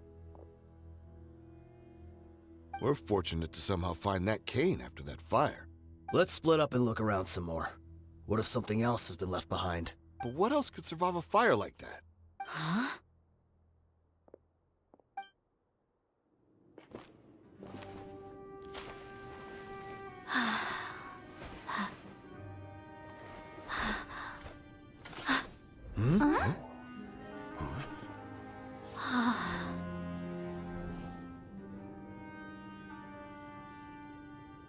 Thought so. Wait! Isn't that the toy sword you played with as a child?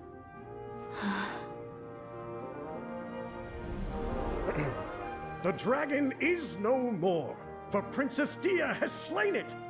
Its head now hangs above the city gates. Her bravery has brought eternal peace and prosperity to us all. Dia, come on. This is the most important line. You can do it. But Dia, you defeated the dragon. Everyone's waiting for your speech. Still too shy, huh? All right, I'll do it. I hereby proclaim our victory. Evil shall plague us no more.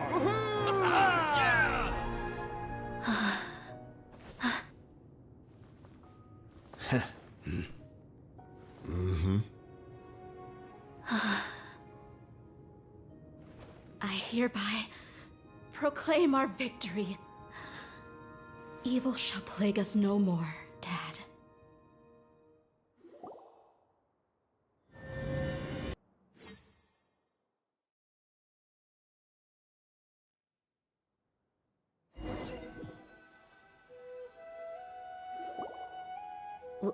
What's this?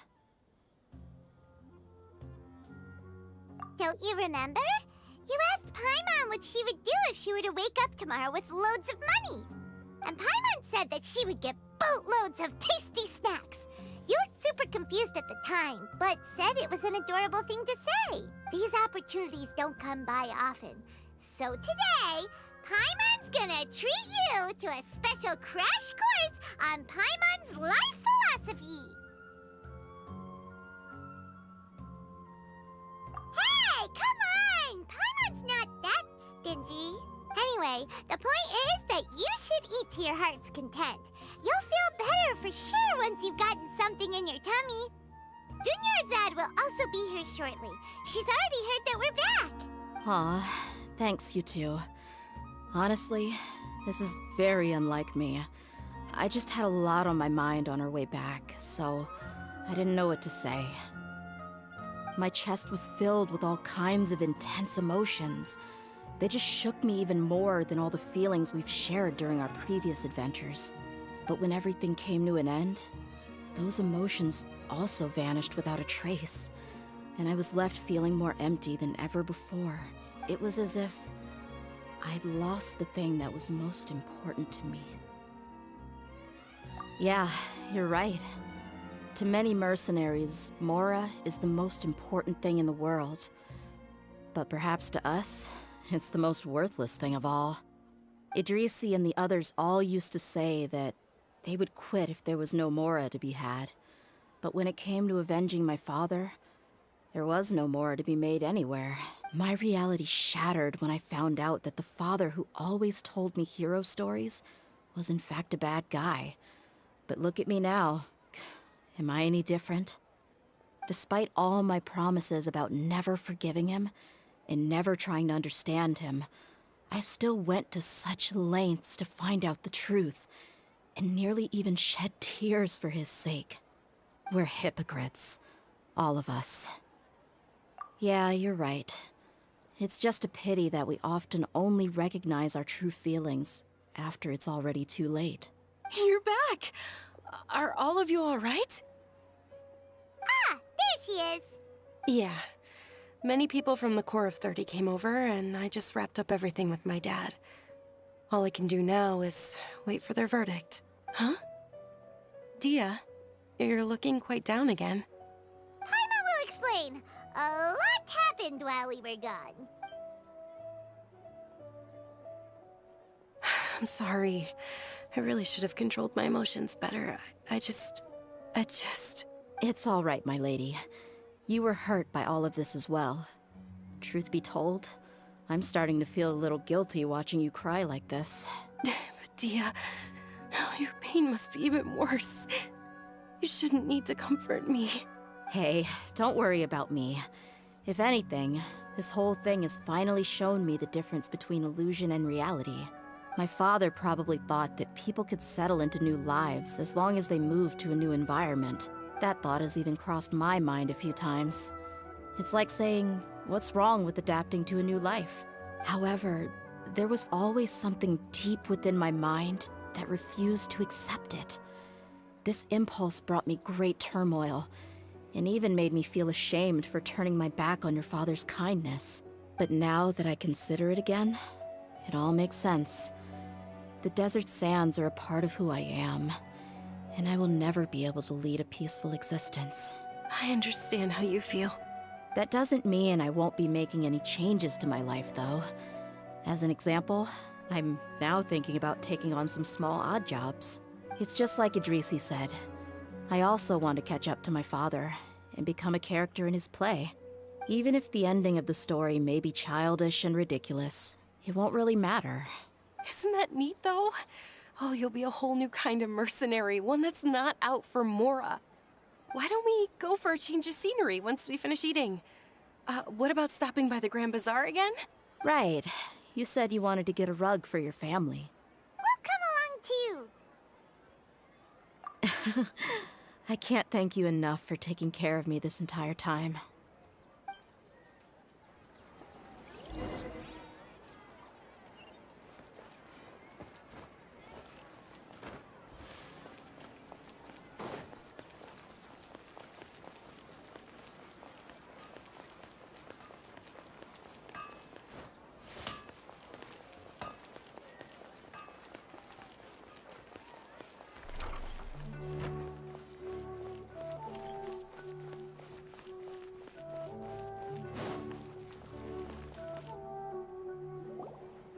Oh, this rug here is quite something.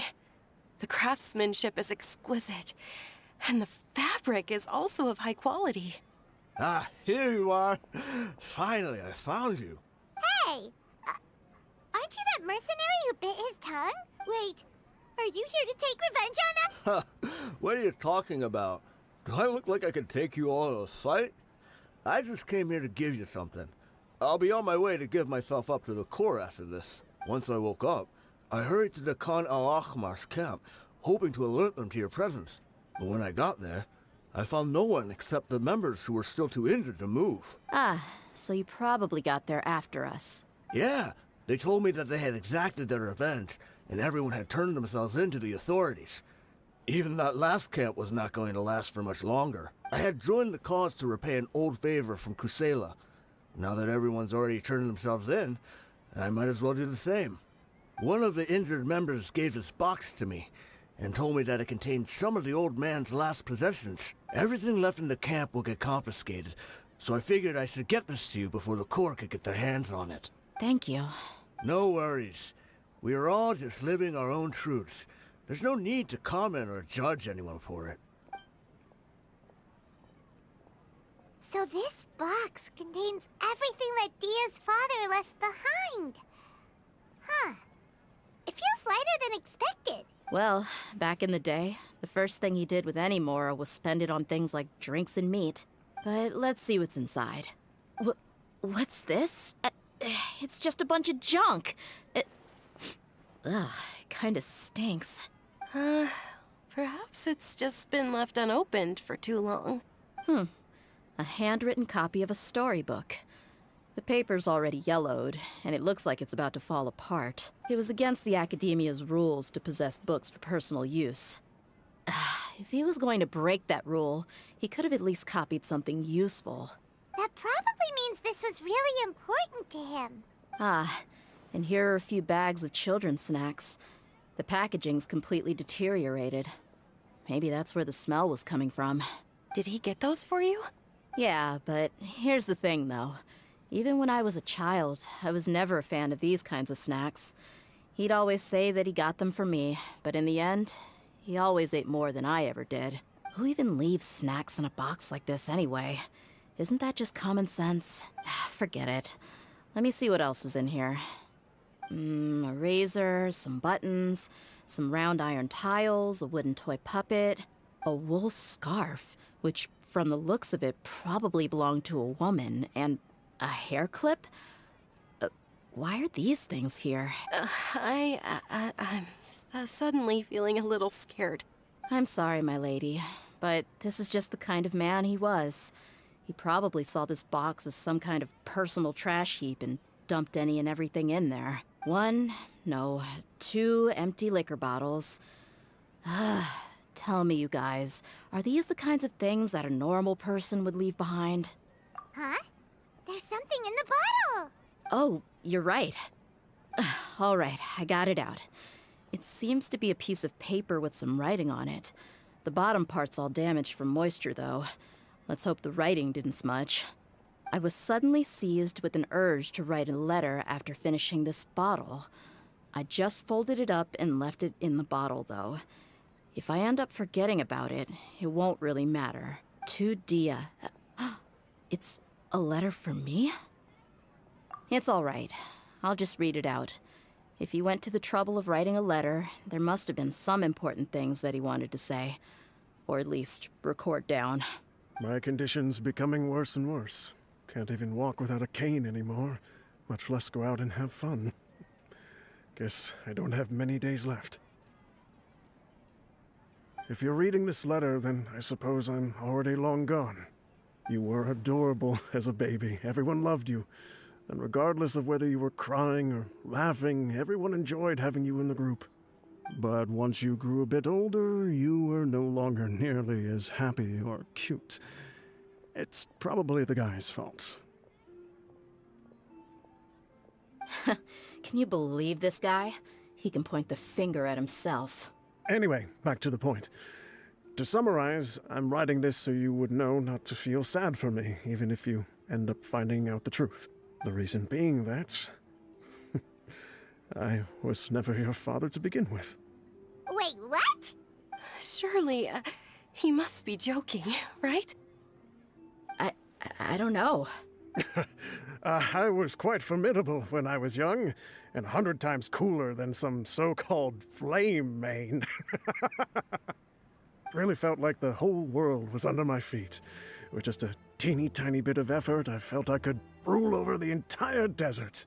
But as fate would have it, I went out into the desert for a drink one day and discovered a baby in the sands.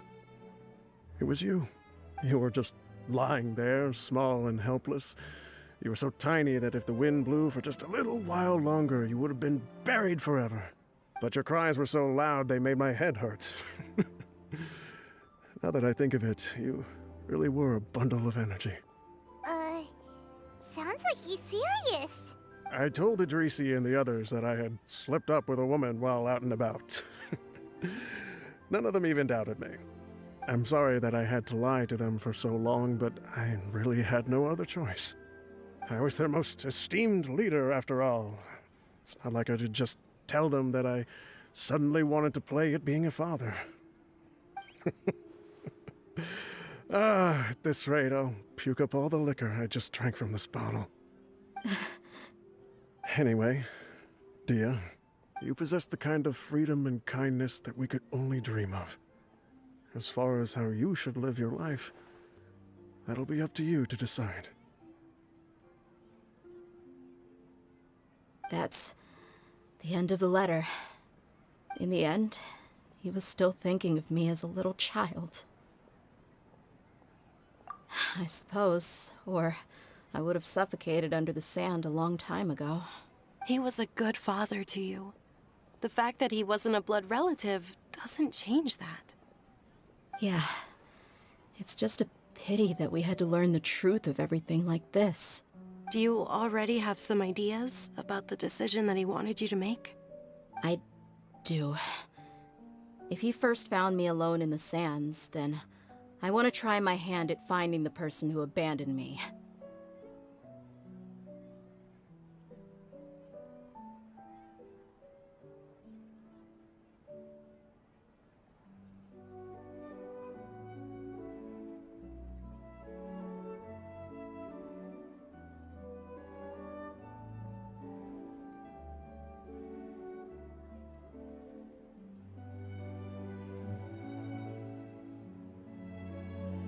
I just have one wish. To tell them a story. That there once existed a childish and foolish jerk with a heart of gold. And that only under his care was I able to grow and mature into the person I am today. If you end up finding any leads, can you share them with us? We go on adventures all the time. Maybe we'll be able to find some information for you. Sure, I appreciate it. I wasn't expecting you to be so enthusiastic. I'll help too. Thank you. All of you. Thank you so much. My life has certainly had its twists and turns, but I've always considered myself lucky, because no matter where I've gone, I've always been surrounded by incredible kindness.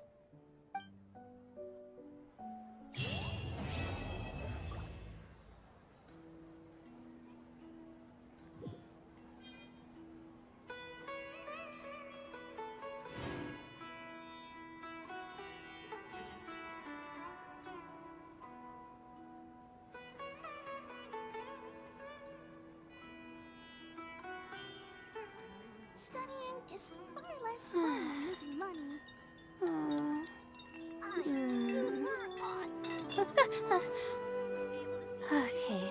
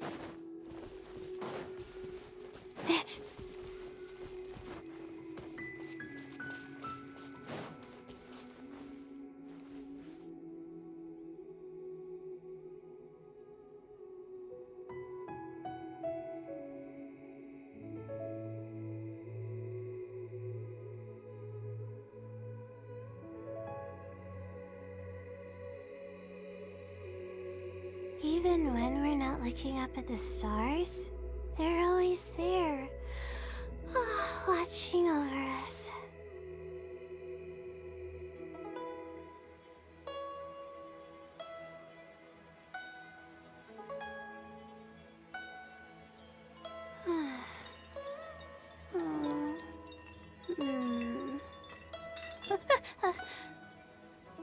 Okay.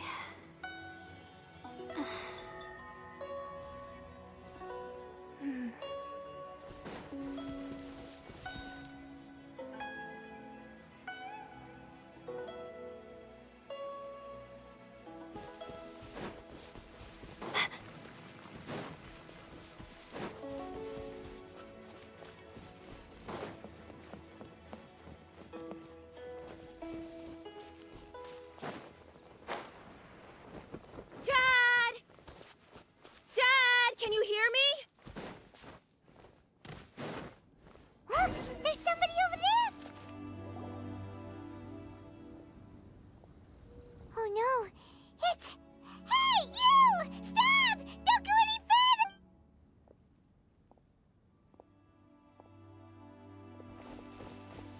Watch where you're going!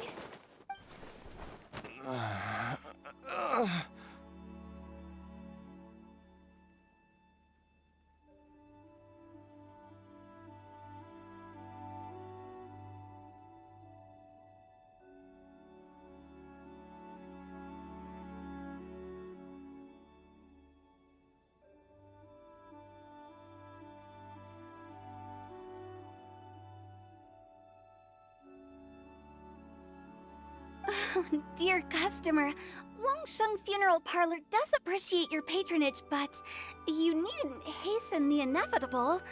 Are you all right? Huh? Dad! Hey, Hu Tao! My, who do we have here? It's the Traveler in Paimon, and, my worst nightmare. I see she still hasn't warmed to you. Thank you, Director Hu, for saving this man. Dad, are you okay? Do you recognize me? It's me, Ayu. Your Your name is Jia Liang, and you live just west of Qingse Village. You were supposed to come to Liyue Harbor to see the doctor. Oh, my name is Jia Liang. Uh-oh. He seems in really bad shape. We need to get him back to Boo Boo Pharmacy right away. Sorry, Hu Tao. Gotta dash. Dinner's on us next time. Hold on a second. You're not seriously thinking of taking him to Boo Boo Pharmacy in this state, are you? Huh? Why not? What's the problem? Come on, Baizhu. Don't tell me you haven't noticed it. Didn't your master teach you how to spot the signs?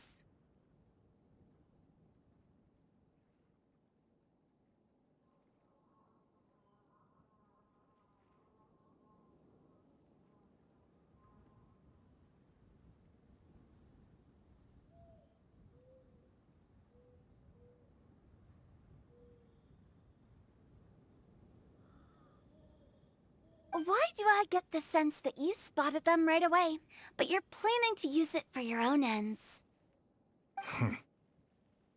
Use what? What are you talking about?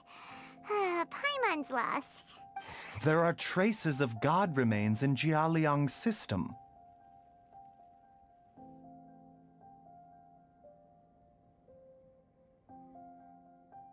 Yes, but more importantly, they're on the verge of an outburst. If that happens, the consequences will be unthinkable. Paimon, sorry, what? God remains? There's no need to worry, Director Hu. I have methods of keeping them at bay. It is the sworn duty of all who practice medicine to cure illnesses and save lives. What reason would I have to neglect a patient in need who is right there in front of me? Besides, it was my late master's dying wish to be able to save this patient in particular. Perhaps out of respect for him, you could give me a day's grace so that I have time to treat him? Now you're bringing my great-uncle into this? Baizhu, just what are you planning this time? Merely to cure this man, nothing more. But of course, if you have any doubt as to my intentions, you are more than welcome to accompany me to Bubu Pharmacy and monitor my activities.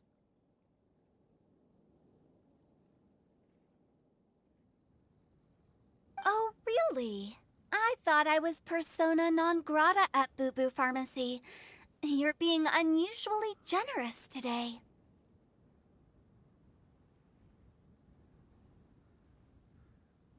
Okay, deal. We're not going to solve anything by keeping Jialiang here.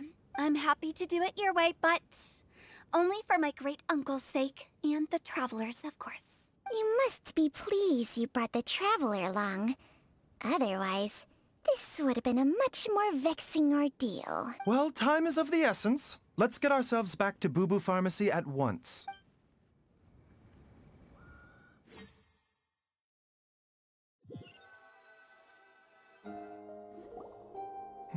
Blockages within the cardiovascular system. I see. I suppose this must have caused... Dr. Baizhu, help. Don't you worry. Baiju's a really great doctor. Ayu, do you know when your father first started displaying these symptoms? I'm not sure. He's been like this for as long as I can remember. So it's been a long time indeed. No, I have a treatment plan in mind. We can start tonight. Come and see me again tomorrow morning. I promise that by then, Ayu will find his father healthy and lucid again. Thank you, Dr. Baizhu. Thank you so much. If you still have any misgivings, Director Hu, please feel free to hang around for as long as you wish. However, it would be best if you step outside this room. A doctor must be able to focus when treating a patient. Any distractions heighten the risk of complications. Yes, of course, absolutely. I'll just go and look at the flowers or something. But I will be back in an instant at the first sign that something's amiss. See you tomorrow, Baizhu and Changcheng. Bye for now, everyone. Are you ready, Baizhu? Ready as I'll ever be. I'm used to it by now. Come on, let's get started.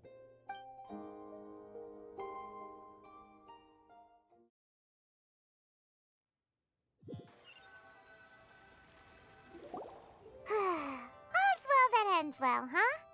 You know, Paimon's kind of curious after hearing Baizhu mention those people from his past. Yeah, you must be curious too, right?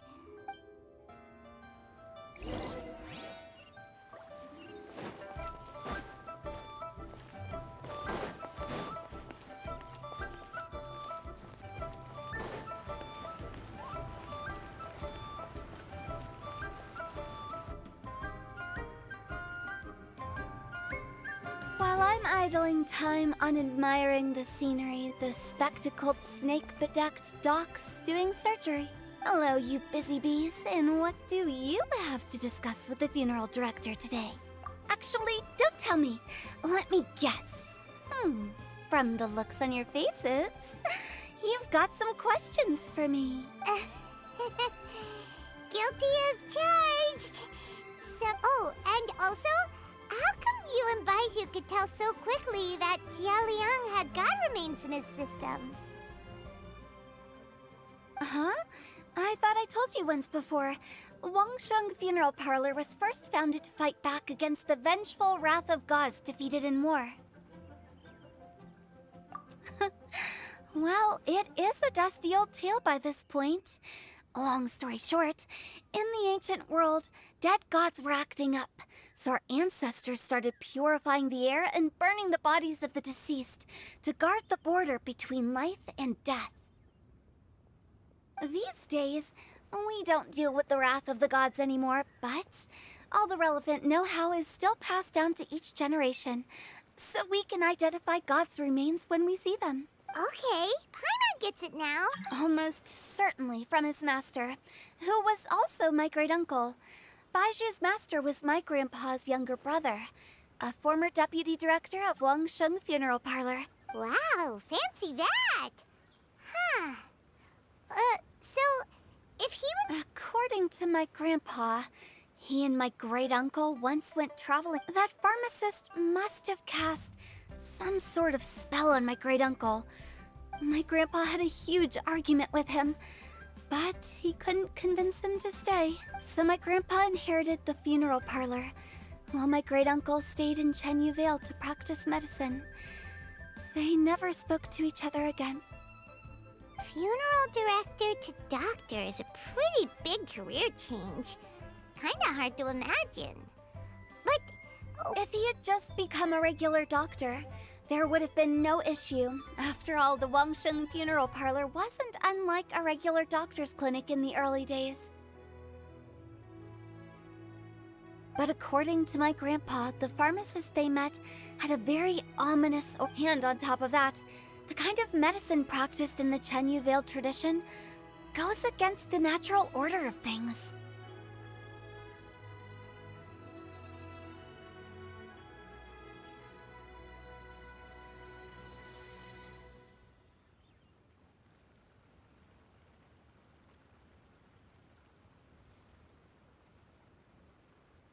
In what way? Don't know. My grandpa didn't know the specifics. And you've seen how wary Baiju is around me. He'd never tell me anything. But even that says to me that he definitely has something to hide. One thing I do know about Baiju is that he's obsessed with the idea of immortality. But whether that has anything to do with what he's hiding is hard to say. Anyway, so I will be sticking around here for now to keep a close eye on the situation. Maybe tomorrow I'll finally figure out what he's up to.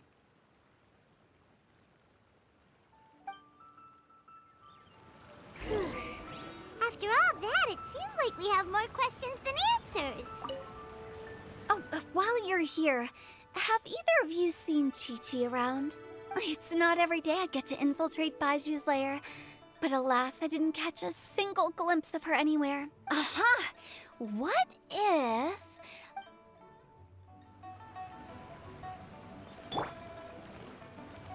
Never mind. We'll just have to ask Baiju himself about all of this tomorrow.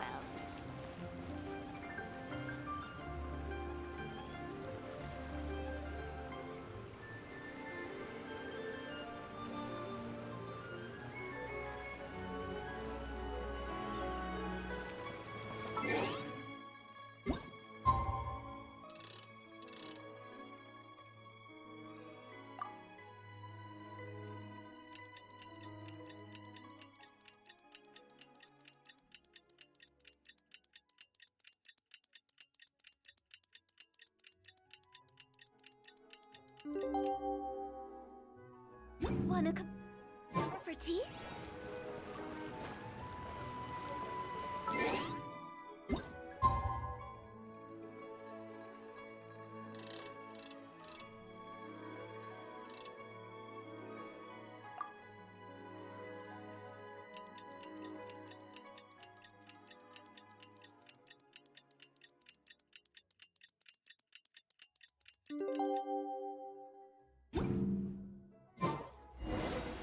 It's a new day!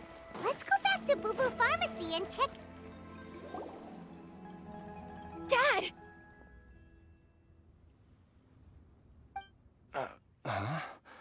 Oh, are you?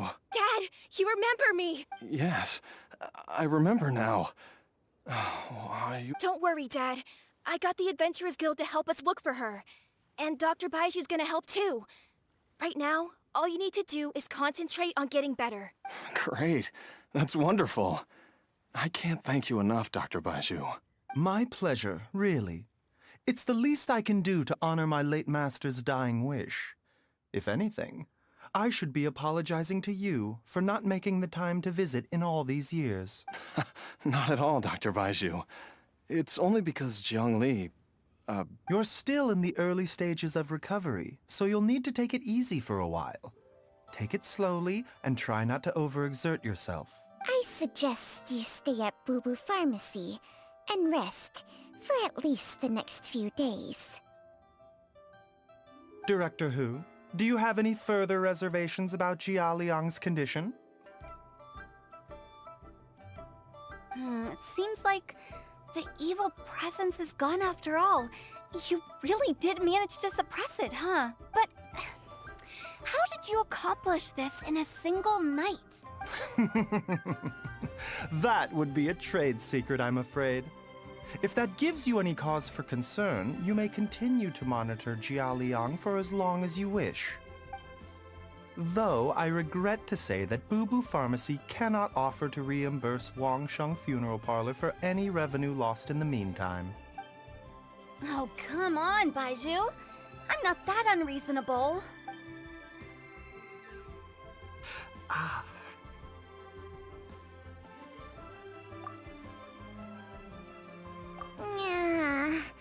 I've been stuck indoors for too long. Baiju, take me outside for some air, or I'm going to suffocate. Yes, of course.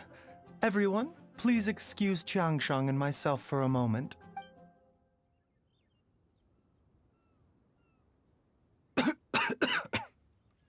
Suffering now, are we? Did you seriously expect to cover it up just by putting on a brave face and ignoring it? If it weren't for my quick thinking, they'd have all seen the sorry state you're... But in any case, why must you keep this a secret from everybody? You should at least share your secret with one person you trust. Who's there?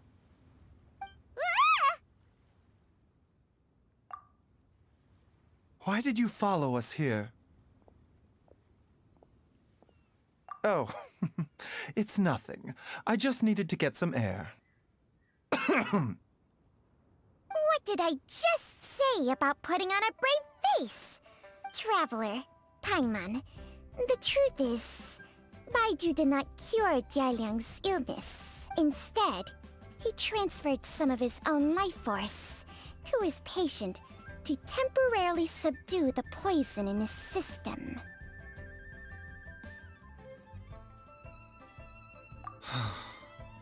Baiju, can you please explain all of this? My predecessors in medicine forged a contract with Changsheng. Every successor to this contract is able to use Changsheng's secret art to treat patients. I believe the irregularities with Jia Liang's heart meridian were likely caused by a poison concocted using god remains as a key ingredient. The poison has not been purged from Jia Liang's system. Rather, I infused him with some of my own life force, using Changsheng as the delivery medium. This will suppress the poison's effects for a limited time. Changsheng? You can do that? Huh. Hey, I'll have you know that I commanded the respect of even the Adepti back in Chenyu Vale. If anything, he is my mannequin. I was treating patients with Baiju's master's master long before he ever set eyes on his first medical text. Whoa. Guess you shouldn't judge a snake by its skin. Please, that's enough.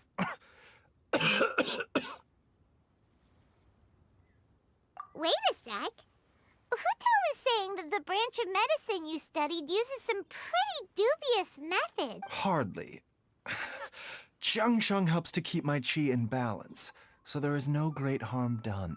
Still, Baiju's life force is not unlimited. We must find a way to neutralize the poison in Jialiang's body. And soon. Traveler, Paimon, would you lend this dummy a hand? He needs someone checking up on him, or he'll exhaust himself trying to accomplish everything on his own.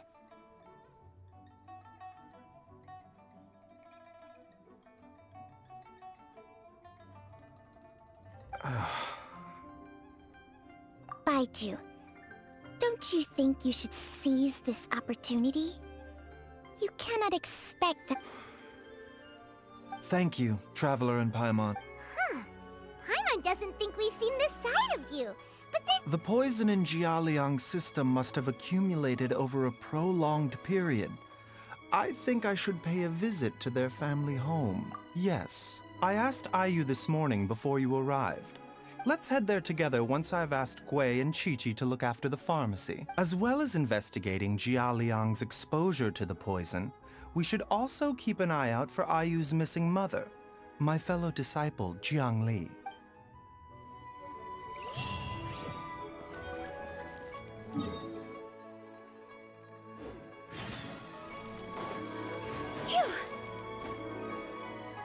Phew.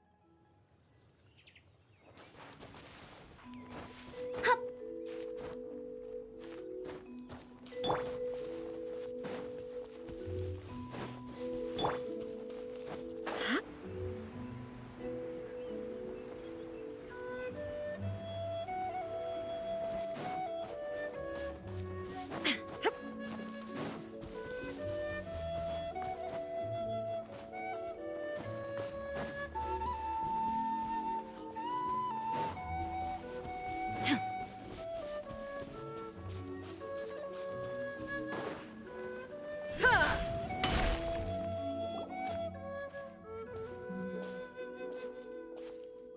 Whoa! There's a house all the way out here? Huh. It's so well hidden, Paimon's never noticed it before. Nor have I. And I've hosted clinics at Qingsa Village many times in the past, if you ask me. Oh, that reminds Paimon. We meant to ask earlier, but it slipped our minds and... She was indeed. We studied medicine together under the... She is several years older than I and also began her travels far earlier than me. As a result, the time I spent studying alongside her was rather short. Supposedly, she met an herb gatherer sometime during her travels and decided to settle down with him.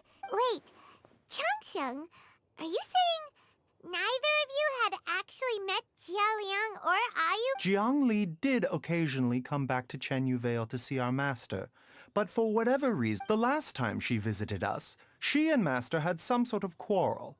We never heard from her after that. Quarrel? I don't know. I did not witness the argument myself. Nor did Master ever explain it to me. All he would say is that should I ever encounter Jiang Li or her family in... Oh, so that's why you went to such extreme lengths to help Jialiang. No. Even if my master had never said anything, it would still be my duty as a doctor to help him. Paimon never knew you were so selfless, Baiju. Paimon always had you down as the sneaky, scheming type. Sorry.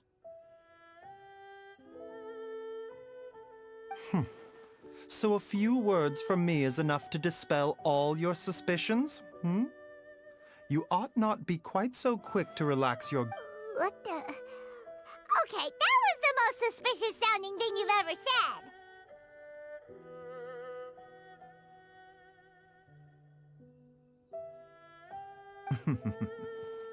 Let's leave the idle chatter there for now, hmm? Jiang Li has lived in this house for many years. There must be something here that can shed a little light on this whole situation. Let's split up. But if anyone finds anything, we'll examine it together.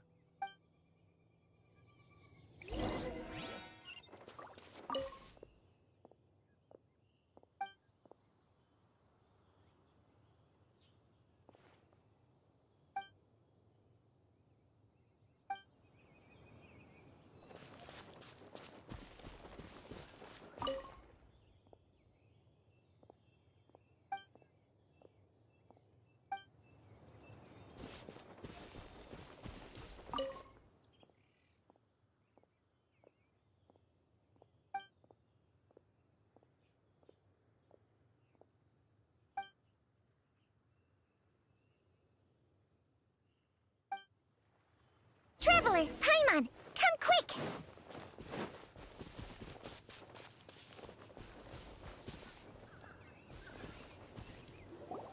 What is this? Chung Shung and I found a hidden compartment. This is what was hidden inside. Huh. You sense it too? You're right. This, is it breathing? Paimon's not seeing things, is she? No, your eyes do not deceive you. I do believe the poison in this bottle is alive.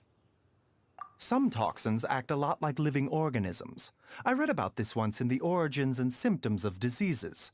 This ancient class of poisons consists of mother and minor loads, capable of sustaining a connection over vast distances. If it's a concoction of this kind we're dealing with, then both the poison in Jialiang's system and the offshoots? Correct. Whoever is administering the poison can manipulate the source to indirectly control the poisoned individual's behavior and even cognition. Similarly, the poisoned individual will hear, to a varying extent, the call of the source. The call of the... Wait. So back when Jialiang ran off... Only one thing could have been drawing him there. The source of the god remains used as the poison's key ingredient, the mother lode. This is getting crazier and crazier. Hey, why has everyone gone quiet all of a sudden? Since this poison was carefully hidden away in his secret compartment. You mean Jialiang? Think a little harder, Paimon. Someone else who lives here. And who... Huh? So you're saying... it was Jiang Li? Wait, but that doesn't make any sense either! Why would she poison her own husband?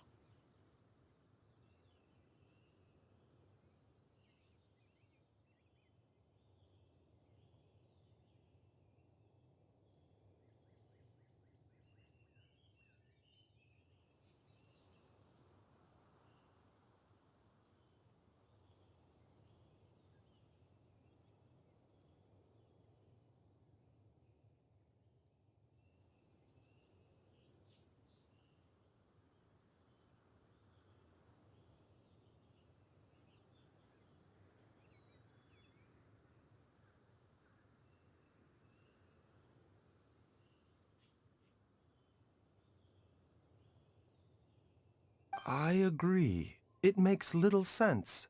Jiang Li does not strike me as the kind of person who would do such a thing. Look at the facts, though.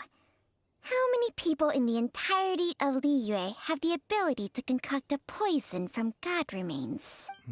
It's too early to draw any conclusions. We should question Jia Liang about it once he has made more progress in his recovery.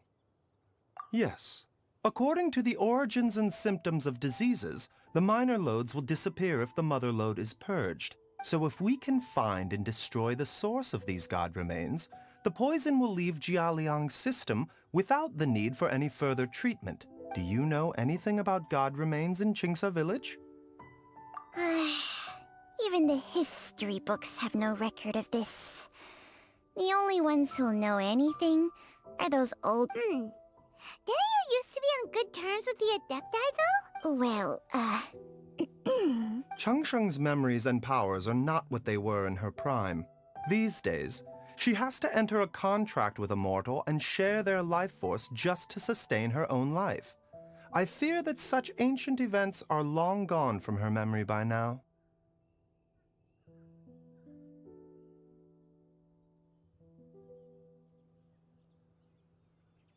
Whoa, what? After a contract? Hey, plenty of people would jump at the chance to join forces with a powerful being like me.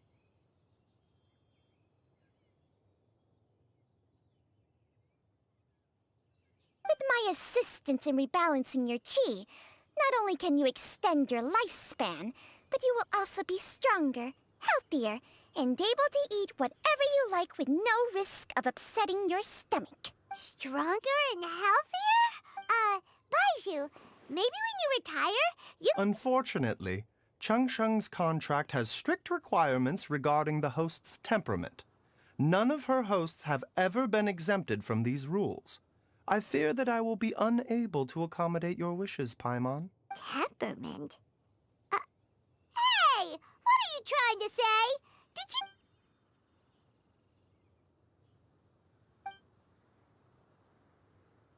Ugh! Paimon's mad! You're getting ugly nicknames, both of you! Baizhu, you're... Mannequin Man! Cheng Sheng, you're just... a pain in the neck! This is exactly why your natural temperament makes you woefully unsuited to being my host.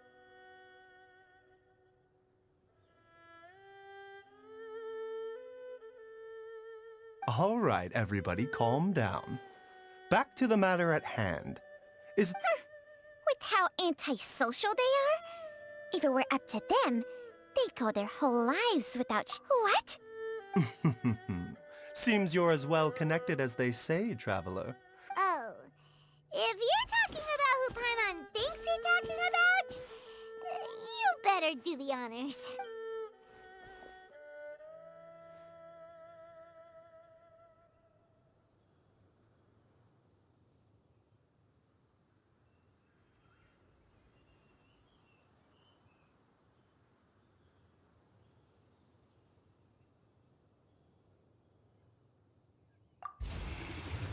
You called?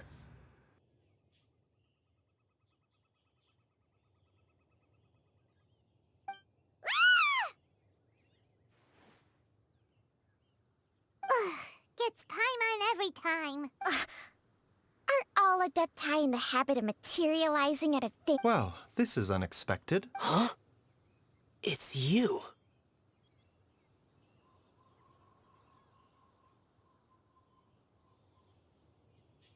Baizhu of Bubu Pharmacy. I do believe I've had the pleasure before.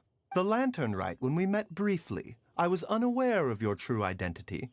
I must apologize for the discourtesy. Huh? You two already know each other? Our paths have crossed once before. I sense the presence of evil spirits. Is this why you called me?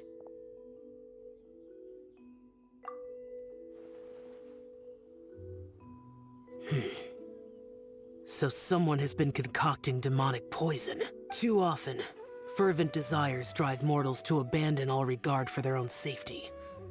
It is lamentable. I now know what you seek. It is true that a god's remains are buried beneath the foundations of Qingce village. A vile monster known as the Che once wrought havoc over this land, before it was subdued by Rex Lapis.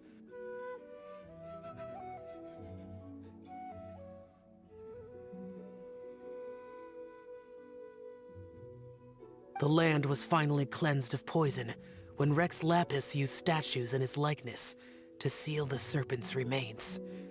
Qingce village was founded some time after that. The seal is still mostly intact. If the Che is the source, then it must be some of its blood leaking from deep underground.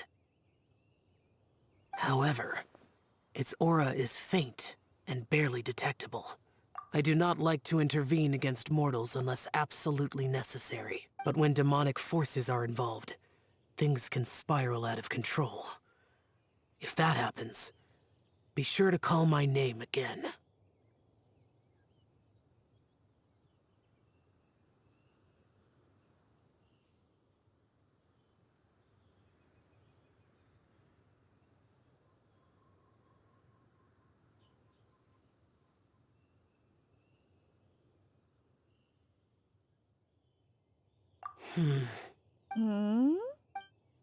Nothing. I do not wish to sway decisions that are mortals to make, but immortality may not be the blessing that you imagine it to be.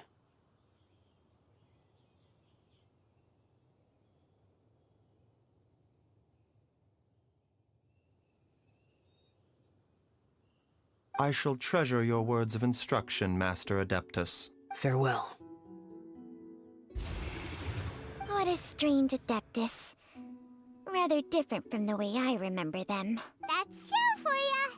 And thanks to him, we finally got some concrete info to go off of. If the god remains are leaking from underground, Jiangli must be paying a visit to a subterranean cave on her herb-gathering trips. If we can find the cave... Master, there's a problem. Gwei? Did you run all the way from Boo Boo Pharmacy? What happened? Don't panic. Just catch your breath and tell me everything. It's Jiaoliang. He was fine one minute, and then he suddenly took a turn for the worse. Already?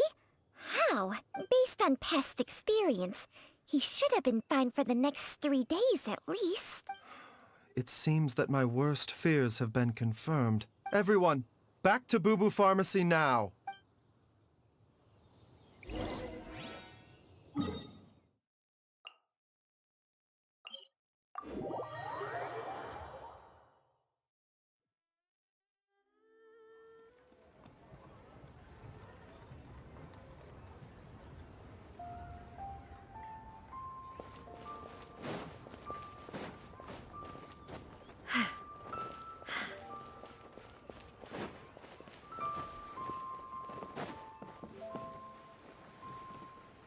Shine down!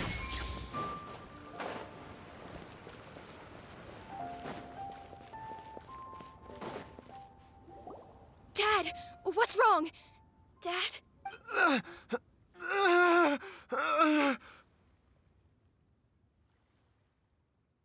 Don't be scared. Dr. Baishu will be back soon. How is he doing? Dr. Baiju, you're back! My dad was doing fine earlier, but then he suddenly... When Gwei left, he was still conscious. But now... Gwei, please take Jiaoliang to the back room and prepare for treatment. Yes, of course. Don't worry, Ayu. I will cure your father. Baiju's not gonna use Changsheng's secret art again, is he? Oh, please, But... Is there really no other way to save Jiaoliang?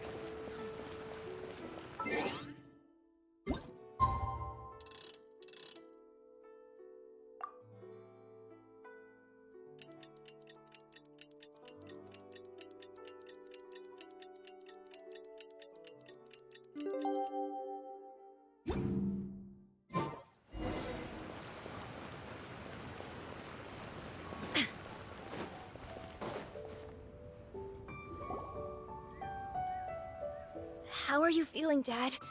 Are you still hurting anywhere? Much better, Ayu. I'm feeling much... Wait. Master said he needed to take a quick rest and asked me to bring you out of the treatment room. He hasn't emerged yet, so he must still be resting. Oh, really? I don't know how I can begin to repay him for saving my life. I'll have... No, the Adventurers Guild hasn't got... I'll come with... Don't forget what Master said. You're still not out of the woods yet, Jiaoliang. I strongly suggest that you stay... I suppose you're right. Though, on the bright side, this means I can thank Dr. Baiju in person once he's finished resting. Traveler, Baiju hasn't shown his face ever since he went into... Huh? Hey!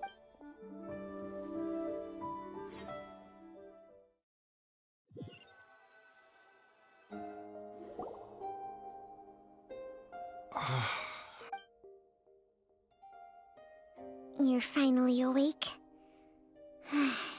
That was was far too risky. There was no time. I had no other choice. In any case, it was not completely without benefit to myself. Jiang Li's design is quite brilliant. She makes numerous innovations that I can learn from. So, how much longer do you think Baju's gonna nap for? They've been outside waiting for you the whole time while you were asleep. Shall we at least go and show our faces? All right.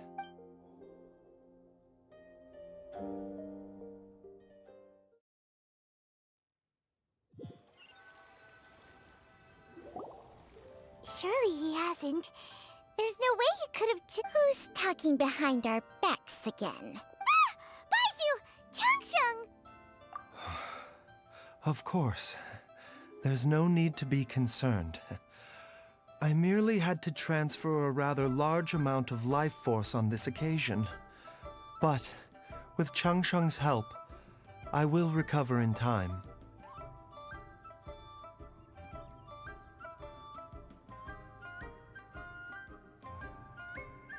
Jialiang seemed fine yesterday. Why did he need more life-saving treatment again so soon? I made an error in my initial diagnosis, and as a result, his life force depleted at a greater rate than I had anticipated. What? You mean, even if you got all the poison out of him? Yes. But more pertinently, the poison in Jialiang's system is there precisely because it is being used to manage his underlying medical condition. Jialiang has a rare congenital heart condition, and ongoing treatment is essential to maintaining healthy functioning of his heart meridian. Left untreated, it puts the patient at risk of coughing up blood and fainting, and in the longer term, causes though it was created from god remains, this formula is not a poison in Jialiang's case. Had he not taken it all these years, he likely would have died a long time ago. Still, using poison to treat a disease is hardly a viable long-term solution. As time passed, and the poison accumulated in his system, it began to impact his cognition. Moreover, the longer he relied upon this medicine, the more resistant his body became to it. Jiang Li had to concoct ever greater quantities to ensure its continued efficacy, or he could have still perished at any moment. That explains why Ayu said his dad has been getting worse, and why his mom went off to gather herbs. God remains are extremely dangerous to be around, because humans have no natural defense against them. I shudder to think how many times Jiang Li has exposed. I fear that the situation is just as that Adeptus described. In an effort to save Jialiang's life, Jiang Li has abandoned all regard for her own. I never suspected that even Jiang Li would turn to sacrifice one's own life to save others. To go beyond human means in order to do the impossible. Whatever. Well, I think that it's too early to say in any case, I have stabilized Jialiang's condition for now, so our immediate priority, her regular exposure to god remains over such a long period will have been catastrophic for her health. And given that she's already been missing for several days, I am fearing the worst. It's me, Traveler, Dr. Baiju. It's Jialiang! Dr. Baiju, please let me come with you. You've already done so much for my family. I can no longer just sit here and watch while you put yourself at risk for Jiang Li's sake. After all, if it wasn't for me, she wouldn't have had to put herself in harm's way in the first place. I know I won't be of much help in battle, but at the very least, I can show you the way. I'm sure I'll be able to remember. I know there's a spot where she says goodbye to me every time she goes to gather her herbs. Be careful. If you get too agitated, your blood pressure and stress levels will rise, putting further pressure on your heart. For your own safety. No! We're out of time! Before I forget everything again. This trip will be extremely dangerous, and there is a very real possibility that you will not return from it. I never expected to live this long in the first place. There's only one thing I fear now, and that's that I'll forget her again before we manage to find her. Very well. Then follow me.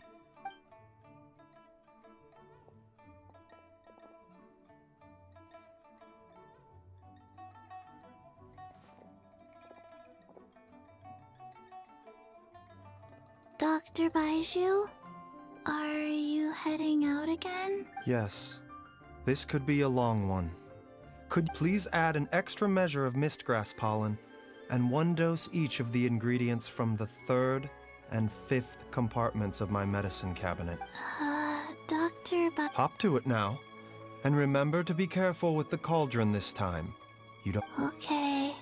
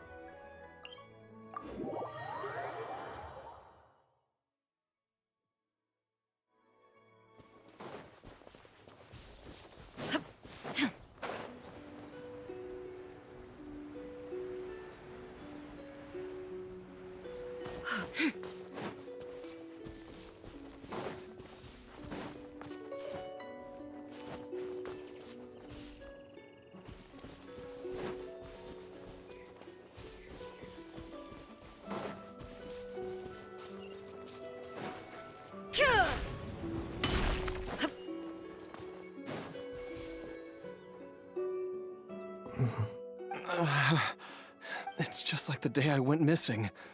It's as if something in... The Motherlode's influence is growing stronger.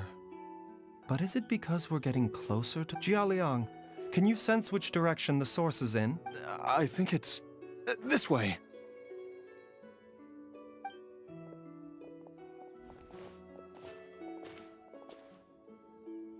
Yes, I'm sure of it.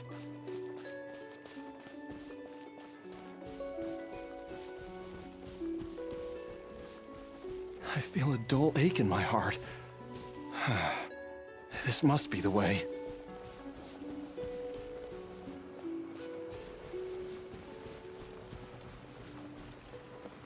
This place feels familiar. I think I've been here before.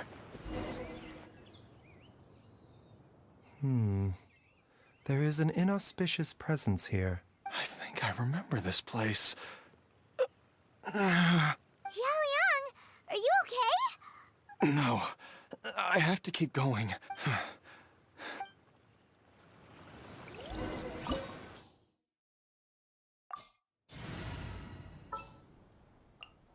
What shall we do?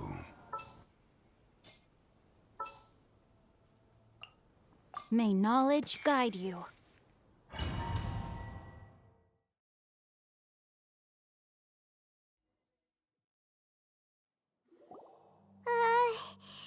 This place gives Paimon the creeps. Who knows what we're gonna find up ahead? The digging marks here appear amateur. A thieves' tunnel? Paimon has heard rumors. Judging by the tools they left behind. But why did they abandon this place without even... I remember now. But she said that the method would... Easy, Jialiang.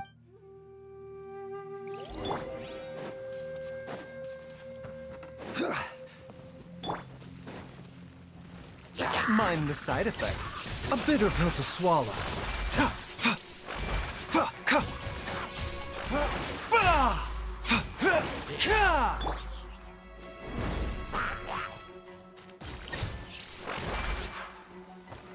Solidify! Rain outlines your fate. Mind the side effects. I see everything.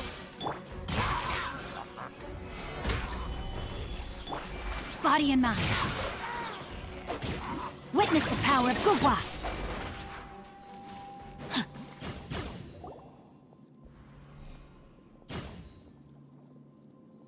Whoa, there's a sensor here. Those treasure hoarders sure made themselves at home. I believe this censer was used to burn a monster-repelling incense. A monster repelling incense? The incense was burned several days ago. If I had to guess, the monsters we fought just now were enticed here by some entity deeper inside the cave. No doubt an encounter with the very same entity was what prompted the treasure hoarders to flee and abandon their designs on this cave. After them, Jiang Li was the next person to discover this place and what lies inside. But to her, it presented— That's right. This censer. This is where I told Jiang Li to give me the poison. I'm fine. Let's keep going. I can feel it. She is right below.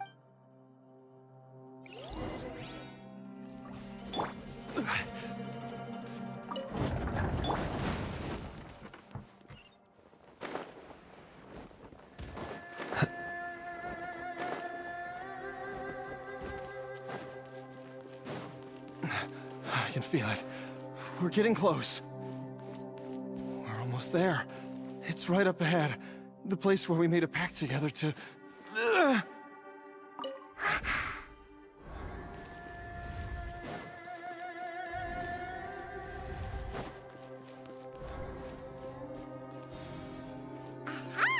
We can keep going now! From the looks of it, the energy released by this mechanism can not only clear barriers, but also be conducted by corresponding mechanisms.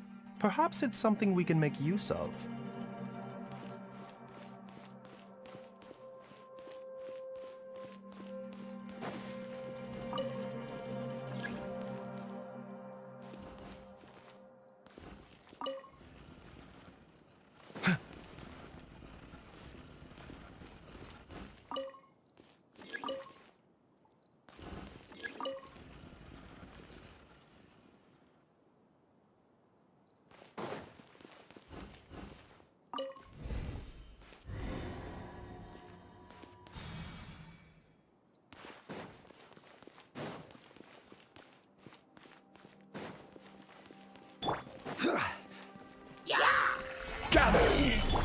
Everyone hold hands! Time to act. A bitter pill to swallow. Remember, health comes first. Mind the side effects.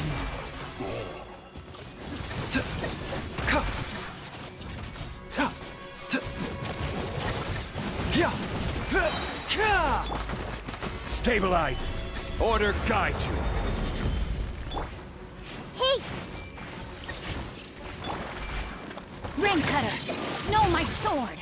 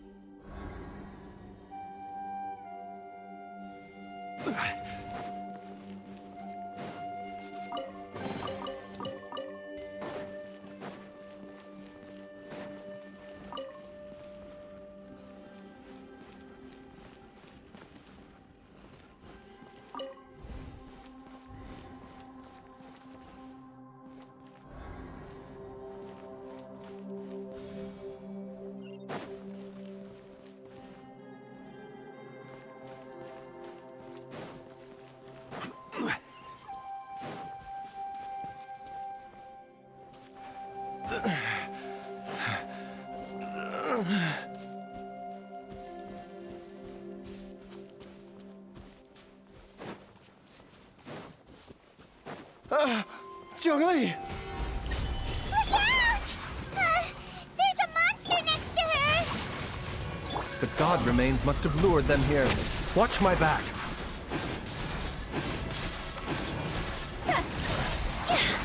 Cross over!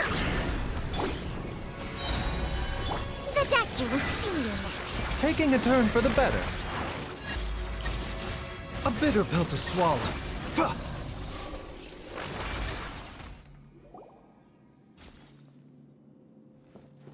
Dr. Baiju, how serious is it?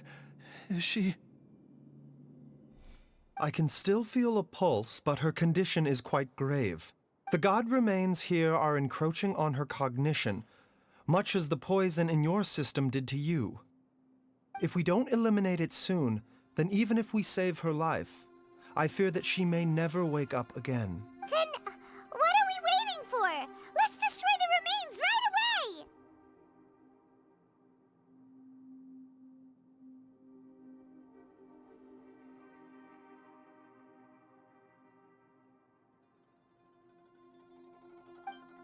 It's not as simple as that. Don't you remember what Baiju said? The poison within Jialiang's body is inextricably linked to the god remains here. If the source is purged, the poison in his system will stop having any effect. And the poison within Jialiang's body is keeping his heart condition under control. So, if it stops working... Oh no. Are you saying... Indeed.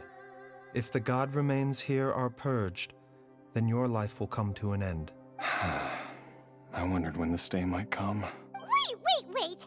But we've all been working our butts off to save Jialiang's life! After all that, we can't just give up on him! Baiju, you're a great doctor! Surely you gotta know of some other way we can save him, right? You could continue to take the poison, which would buy you some time.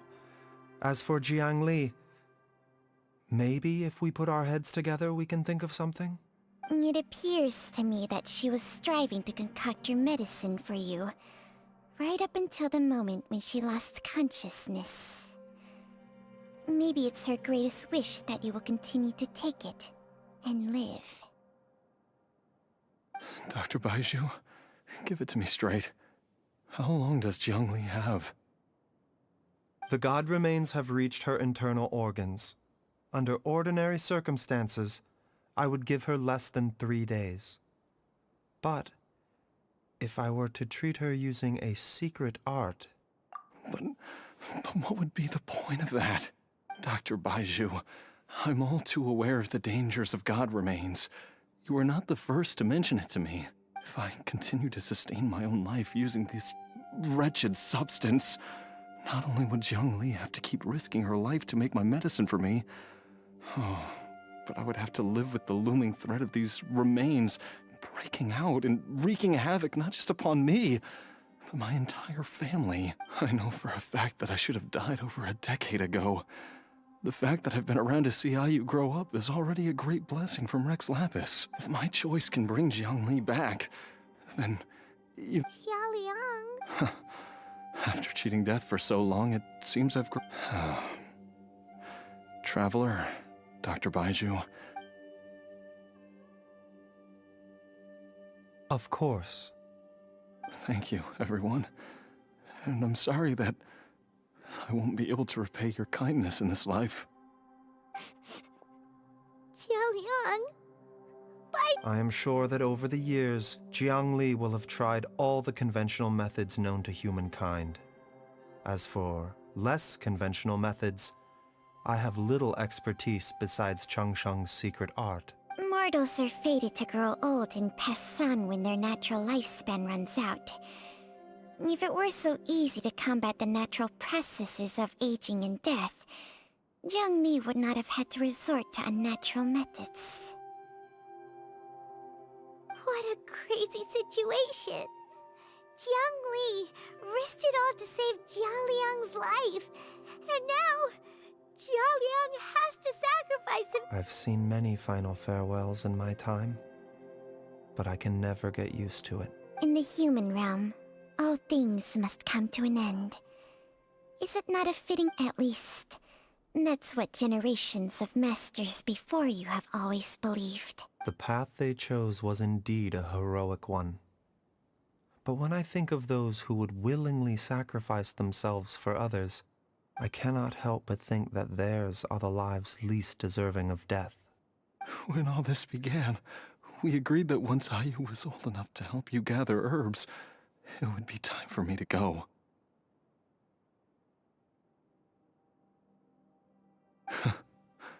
If you could only see him now. He took me all the way to Liyue Harbor to see the doctor. And he even got the Adventurers Guild to search for you.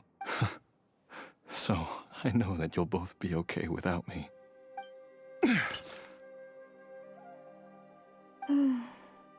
I've said my goodbyes. My time has come. Do what you must.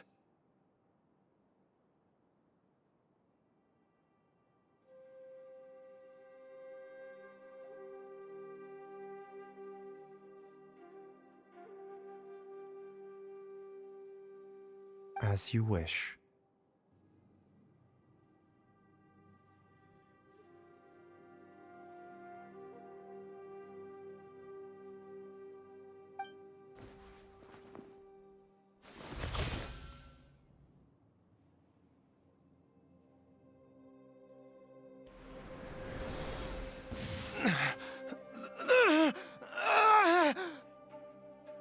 It will eat away at both your cognition and your memories. In the end, you'll become little more than a shadow of your true self.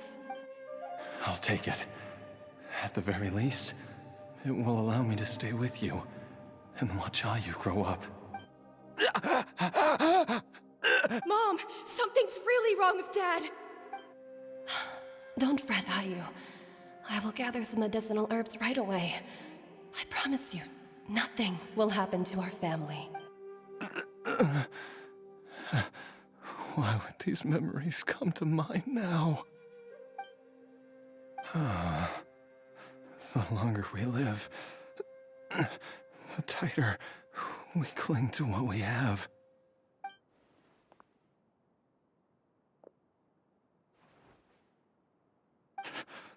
Oh, how I would love to hear your voice one last time.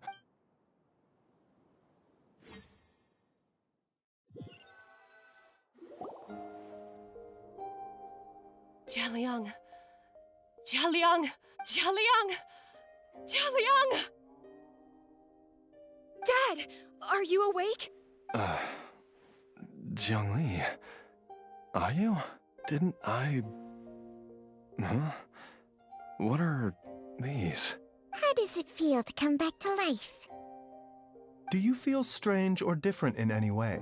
If so, could you describe it to me in detail? Dr. Baishu, I thought that I was going to... Die? You did indeed. As things stand now, you're more akin to a zombie than a human. I'm a zombie? That's right. Before we set off, I asked Chi-Chi to prepare an elixir of immortality. With its help, you have been suspended in the space between life and death. Of course, this is but a crude imitation of an Adeptus art. I don't expect it to extend your life indefinitely. Whether it will keep you alive for a few days, a few months, or a few years, I am as interested as you to find out. But, however long you have left, I believe it should be more than sufficient time for you to say your final goodbyes before departing the world in peace. I hope that Director Hu finds this arrangement to be a satisfactory one. An elixir of immortality? How'd you cook that up? Ugh. Leave it to you to work on something like that behind my back. It's a work in progress that hardly lives up to its name, and it would have had no effect were it not for Jialiang's iron will. In the end, I am merely a doctor. I understand very little of the great principles governing life and death and the perpetual cycle of yin and yang. All I know is that if I'm presented with a life that deserves to be saved, I will do everything in my power to save them. And even this would have counted for nothing without Director Hu's assistance. After all, did you not tell Jialiang to show us the way before we set off for Qingce Village? Oops. And I'm busted.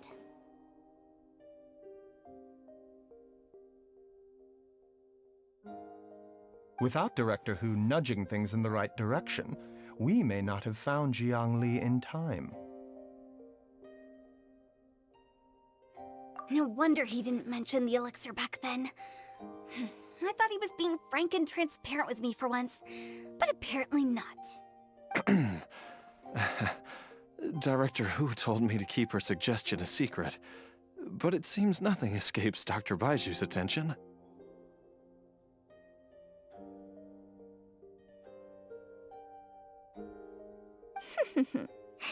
Never underestimate. All I wanted was to help Jia Liang find his missing wife as soon as possible, so that he could be on his way to the afterlife without any unfulfilled wishes making the journey more difficult than it needs to be. Leave it to Boo Boo Pharmacy to snatch the perfect opportunity right out of my hands at the last hurdle. Never mind. One Chi-Chi was enough of a conundrum. The last thing I need's another one. If I'd known this was coming, I'd have whisked him off to the Wangsheng funeral parlor the moment I found him. You stay away from my dad! When I grow up, I'm gonna become an even better doctor than Mom and Baizhu! Oh, is that right? Well, you wouldn't be the first person who's tried to put Wangsheng Funeral Parlor out of business. If you're serious about it, you'll have your work cut out for you. Traveler, Paimon, I'll catch you all another time. Is she finally gone?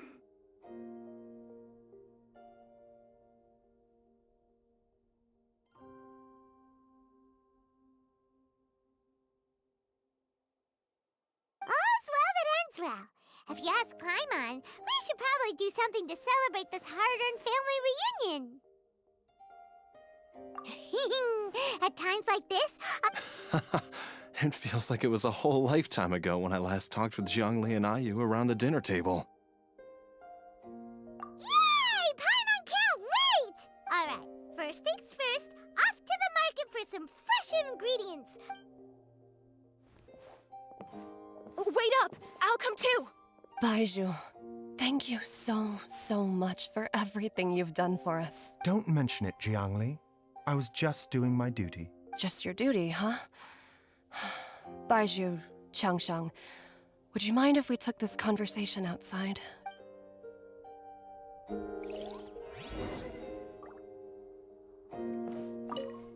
Now that you are part zombie, there are some...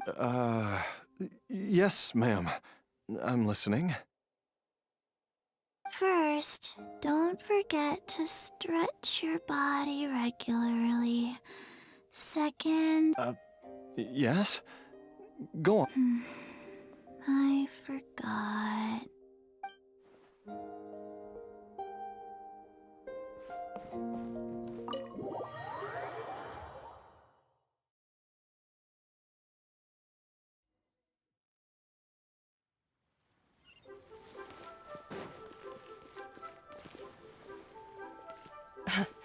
Time flies. It's been so long since we bade each other.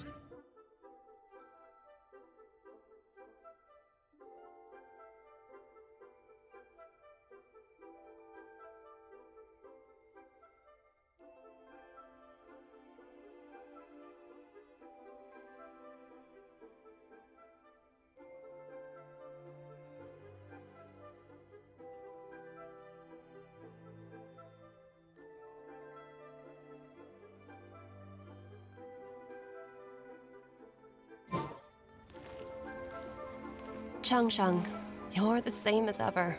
You haven't changed one bit. You, on the other hand, have changed a lot.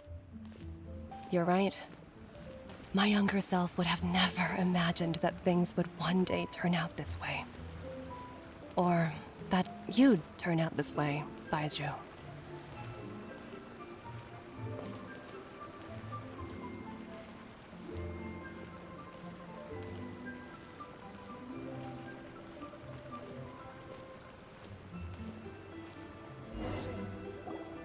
I've taken a look at your elixir of immortality, It's not altogether dissimilar from the poison I concocted in terms of the way it functions. I have to say, Jiangli, it was a stroke of genius to use poison to maintain life.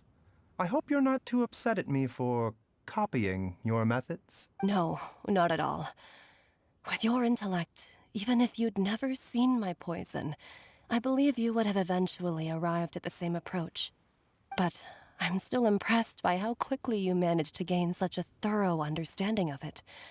Jialiang's still only been in your care for a few days. Not just that, you even managed to improve upon the original formula. Baizhu, be honest with me. Did you try out some of the poison on yourself? Huh. Told you the truth would surface sooner or later. Life force isn't the only thing that Changshang's contract lets you transfer between bodies, is it? Nothing gets past you, Jiangli. You are correct. Besides life force, Changsheng's secret art also allows for the transfer of toxin. When I treated Jia Liang for the second time, I transferred some of the poison from his body into my own. Not only did this allow me to alleviate the burden on him, but it also gave me an opportunity to study its properties. There is no need to worry about any long-term consequences to my health, however. Now that the source has been destroyed, any remaining poison in me will have already dissipated. But you took such a huge risk. If we hadn't destroyed the god's remains back there, then even you might have... What am I saying? The reason I left our master and went into hiding all those years ago was that he was getting old. And I didn't want him using up any more of his own life force to treat my husband. But in the end, how were my methods any different? I risked one life to save another. And then you tried the poison on yourself too. It looks like both of us have ended up going the same way as our master before us. Are all disciples of Chenyu Vale destined to turn out this way? To live a short life, having given away our own for the sake of others? To fight relentlessly against the natural course of life and death, whatever the cost? Maybe our fate is sealed the moment we decide to study medicine. We are doctors, Jiangli. We ought never say that anyone's fate is sealed. Baizhu, I can tell that, over the years, you've used the contract with Changshang to transfer many diseases and toxins to yourself. Can you still stop before it's too late? I think you know the answer, Jiangli. Every one of us from Chenyu Vale believes in the same thing. Hey, food's ready! Mom, come and join us. The Traveler taught me a load of new recipes and said even Dad'll be able to taste them. Yes, darling. Mom will be there in just a second. Hey, slow down. Baizhu, I know I won't be able to convince you, but please don't forget that if one day you're not around anymore, Qiqi, Gui, and all the friends who have grown fond of you, they will all miss you dearly. There's no need to worry, Jiangli. I know what I'm doing. I can only hope so. Baizhu, what did Jiang Li mean by not around anymore? Are you Every single mortal I've ever contracted with, including Baizhu and Zhang Li's master, has passed away at a young age. Wait, that doesn't make any sense. You said that the contract with you helps people live longer. It is a very long story.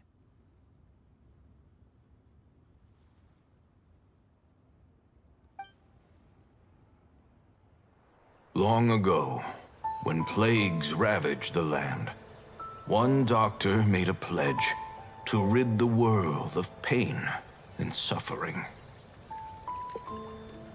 But even the most ingenious mortal medicine could not stay the tide of disease. And after working tirelessly for many years, even his dearest loved ones fell sick and bade their final farewell. Legends told of an herb lord in Chenyu Vale who could cure any illness known to mankind. The doctor sought the herb lord, but found only a white snake, its breathing weak and its power all but spent. Sign this contract and let our lives be joined. Then I will impart to you the secret art of healing. But be warned, this art will harm your own health. With means beyond human ken, the doctor could now reverse the process of death. And yet, the time still came to say goodbye.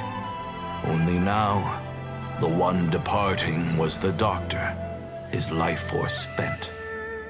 His final act in life was to pass on the contract to his final patient, his favorite disciple. The disciple chose to dedicate their life to saving the lives of others. And generation upon generation followed in these footsteps.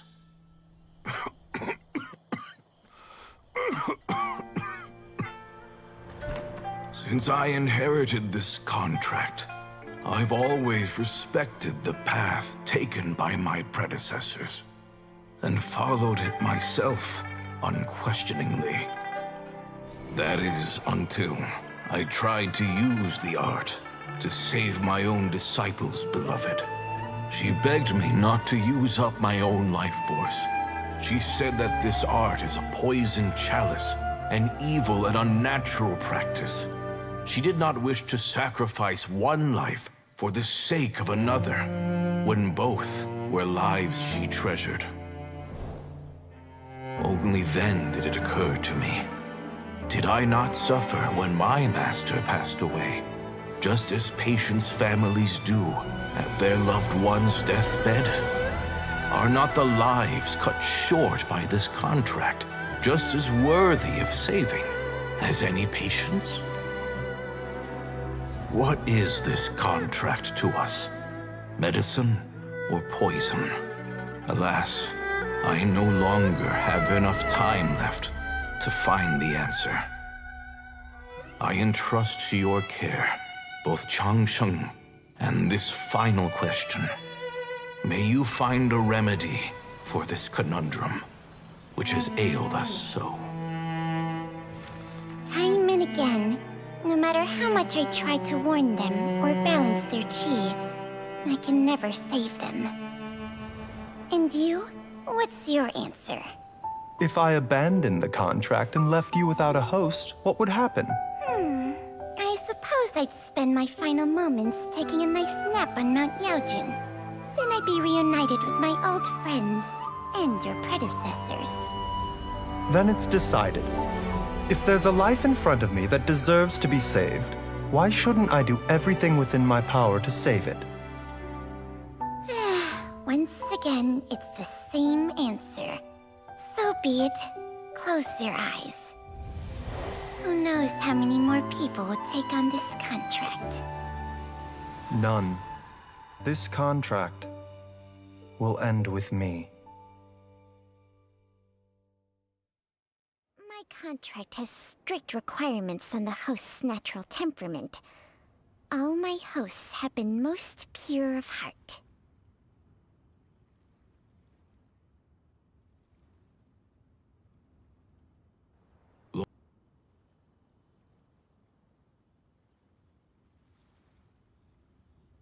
But when one with an altruistic nature gains access to this art, they are more seduced than the average person by the miracle of overturning the laws of life and death.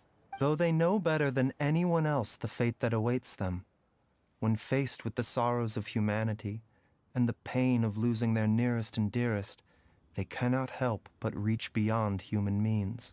They are like moths that throw themselves into the flame, seeking a glimmer of hope in a dark world filled with pain and suffering. So, Baihu, does that mean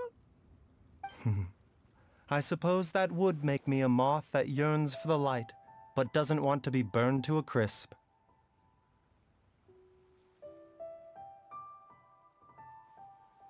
Chang Sheng's art can transfer pain and suffering between people, but it cannot reduce the total amount of pain in the world. It's just like we witnessed. Either Jia Liang feared for Jiang Li's life, or Jiang Li grieved over Jia Liang's sacrifice. I have nothing but the utmost respect for my predecessors, who sacrificed their lives for their principles. But I do not wish to join their ranks, nor do I wish to pass on this contract to anyone else in the future. Huh? But didn't you already transfer a ton of diseases onto yourself? What makes a poison poison? And what makes a disease a disease? When it comes down to it, are not both mechanisms that affect the operations of the human body? If disease is defined as deviation from normal functioning, then who knows? Perhaps the true elixir of immortality could in fact be a kind of poison. Many may view the notion of searching for immortality in poisons and illnesses as a flagrant violation of the natural order. But to me, it is no different from the way our ancestors tested the medicinal qualities of herbs by... I don't want those who come after me to lose their lives to this contract. Nor do I wish for Chang Sheng to perish from losing her host. This leaves only one solution, doesn't it? Precisely. I will be Chang Sheng's final host, and the tradition of passing down the contract will end with me. Even the gods of old struggle to achieve true immortality. First you want to save others, then you want to save yourself. Now you even want to save me. You're getting greedy, Baiju. But isn't wanting to have it all what makes us human?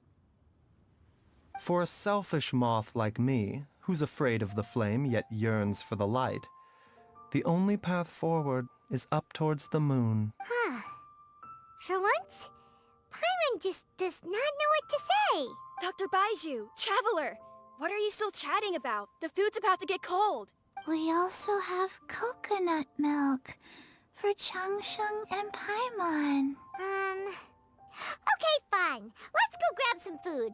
Paimon has a bunch of burning questions, but they can wait till after we've eaten. I do envy Paimon sometimes. Eating her fill is enough to satisfy her body and mind.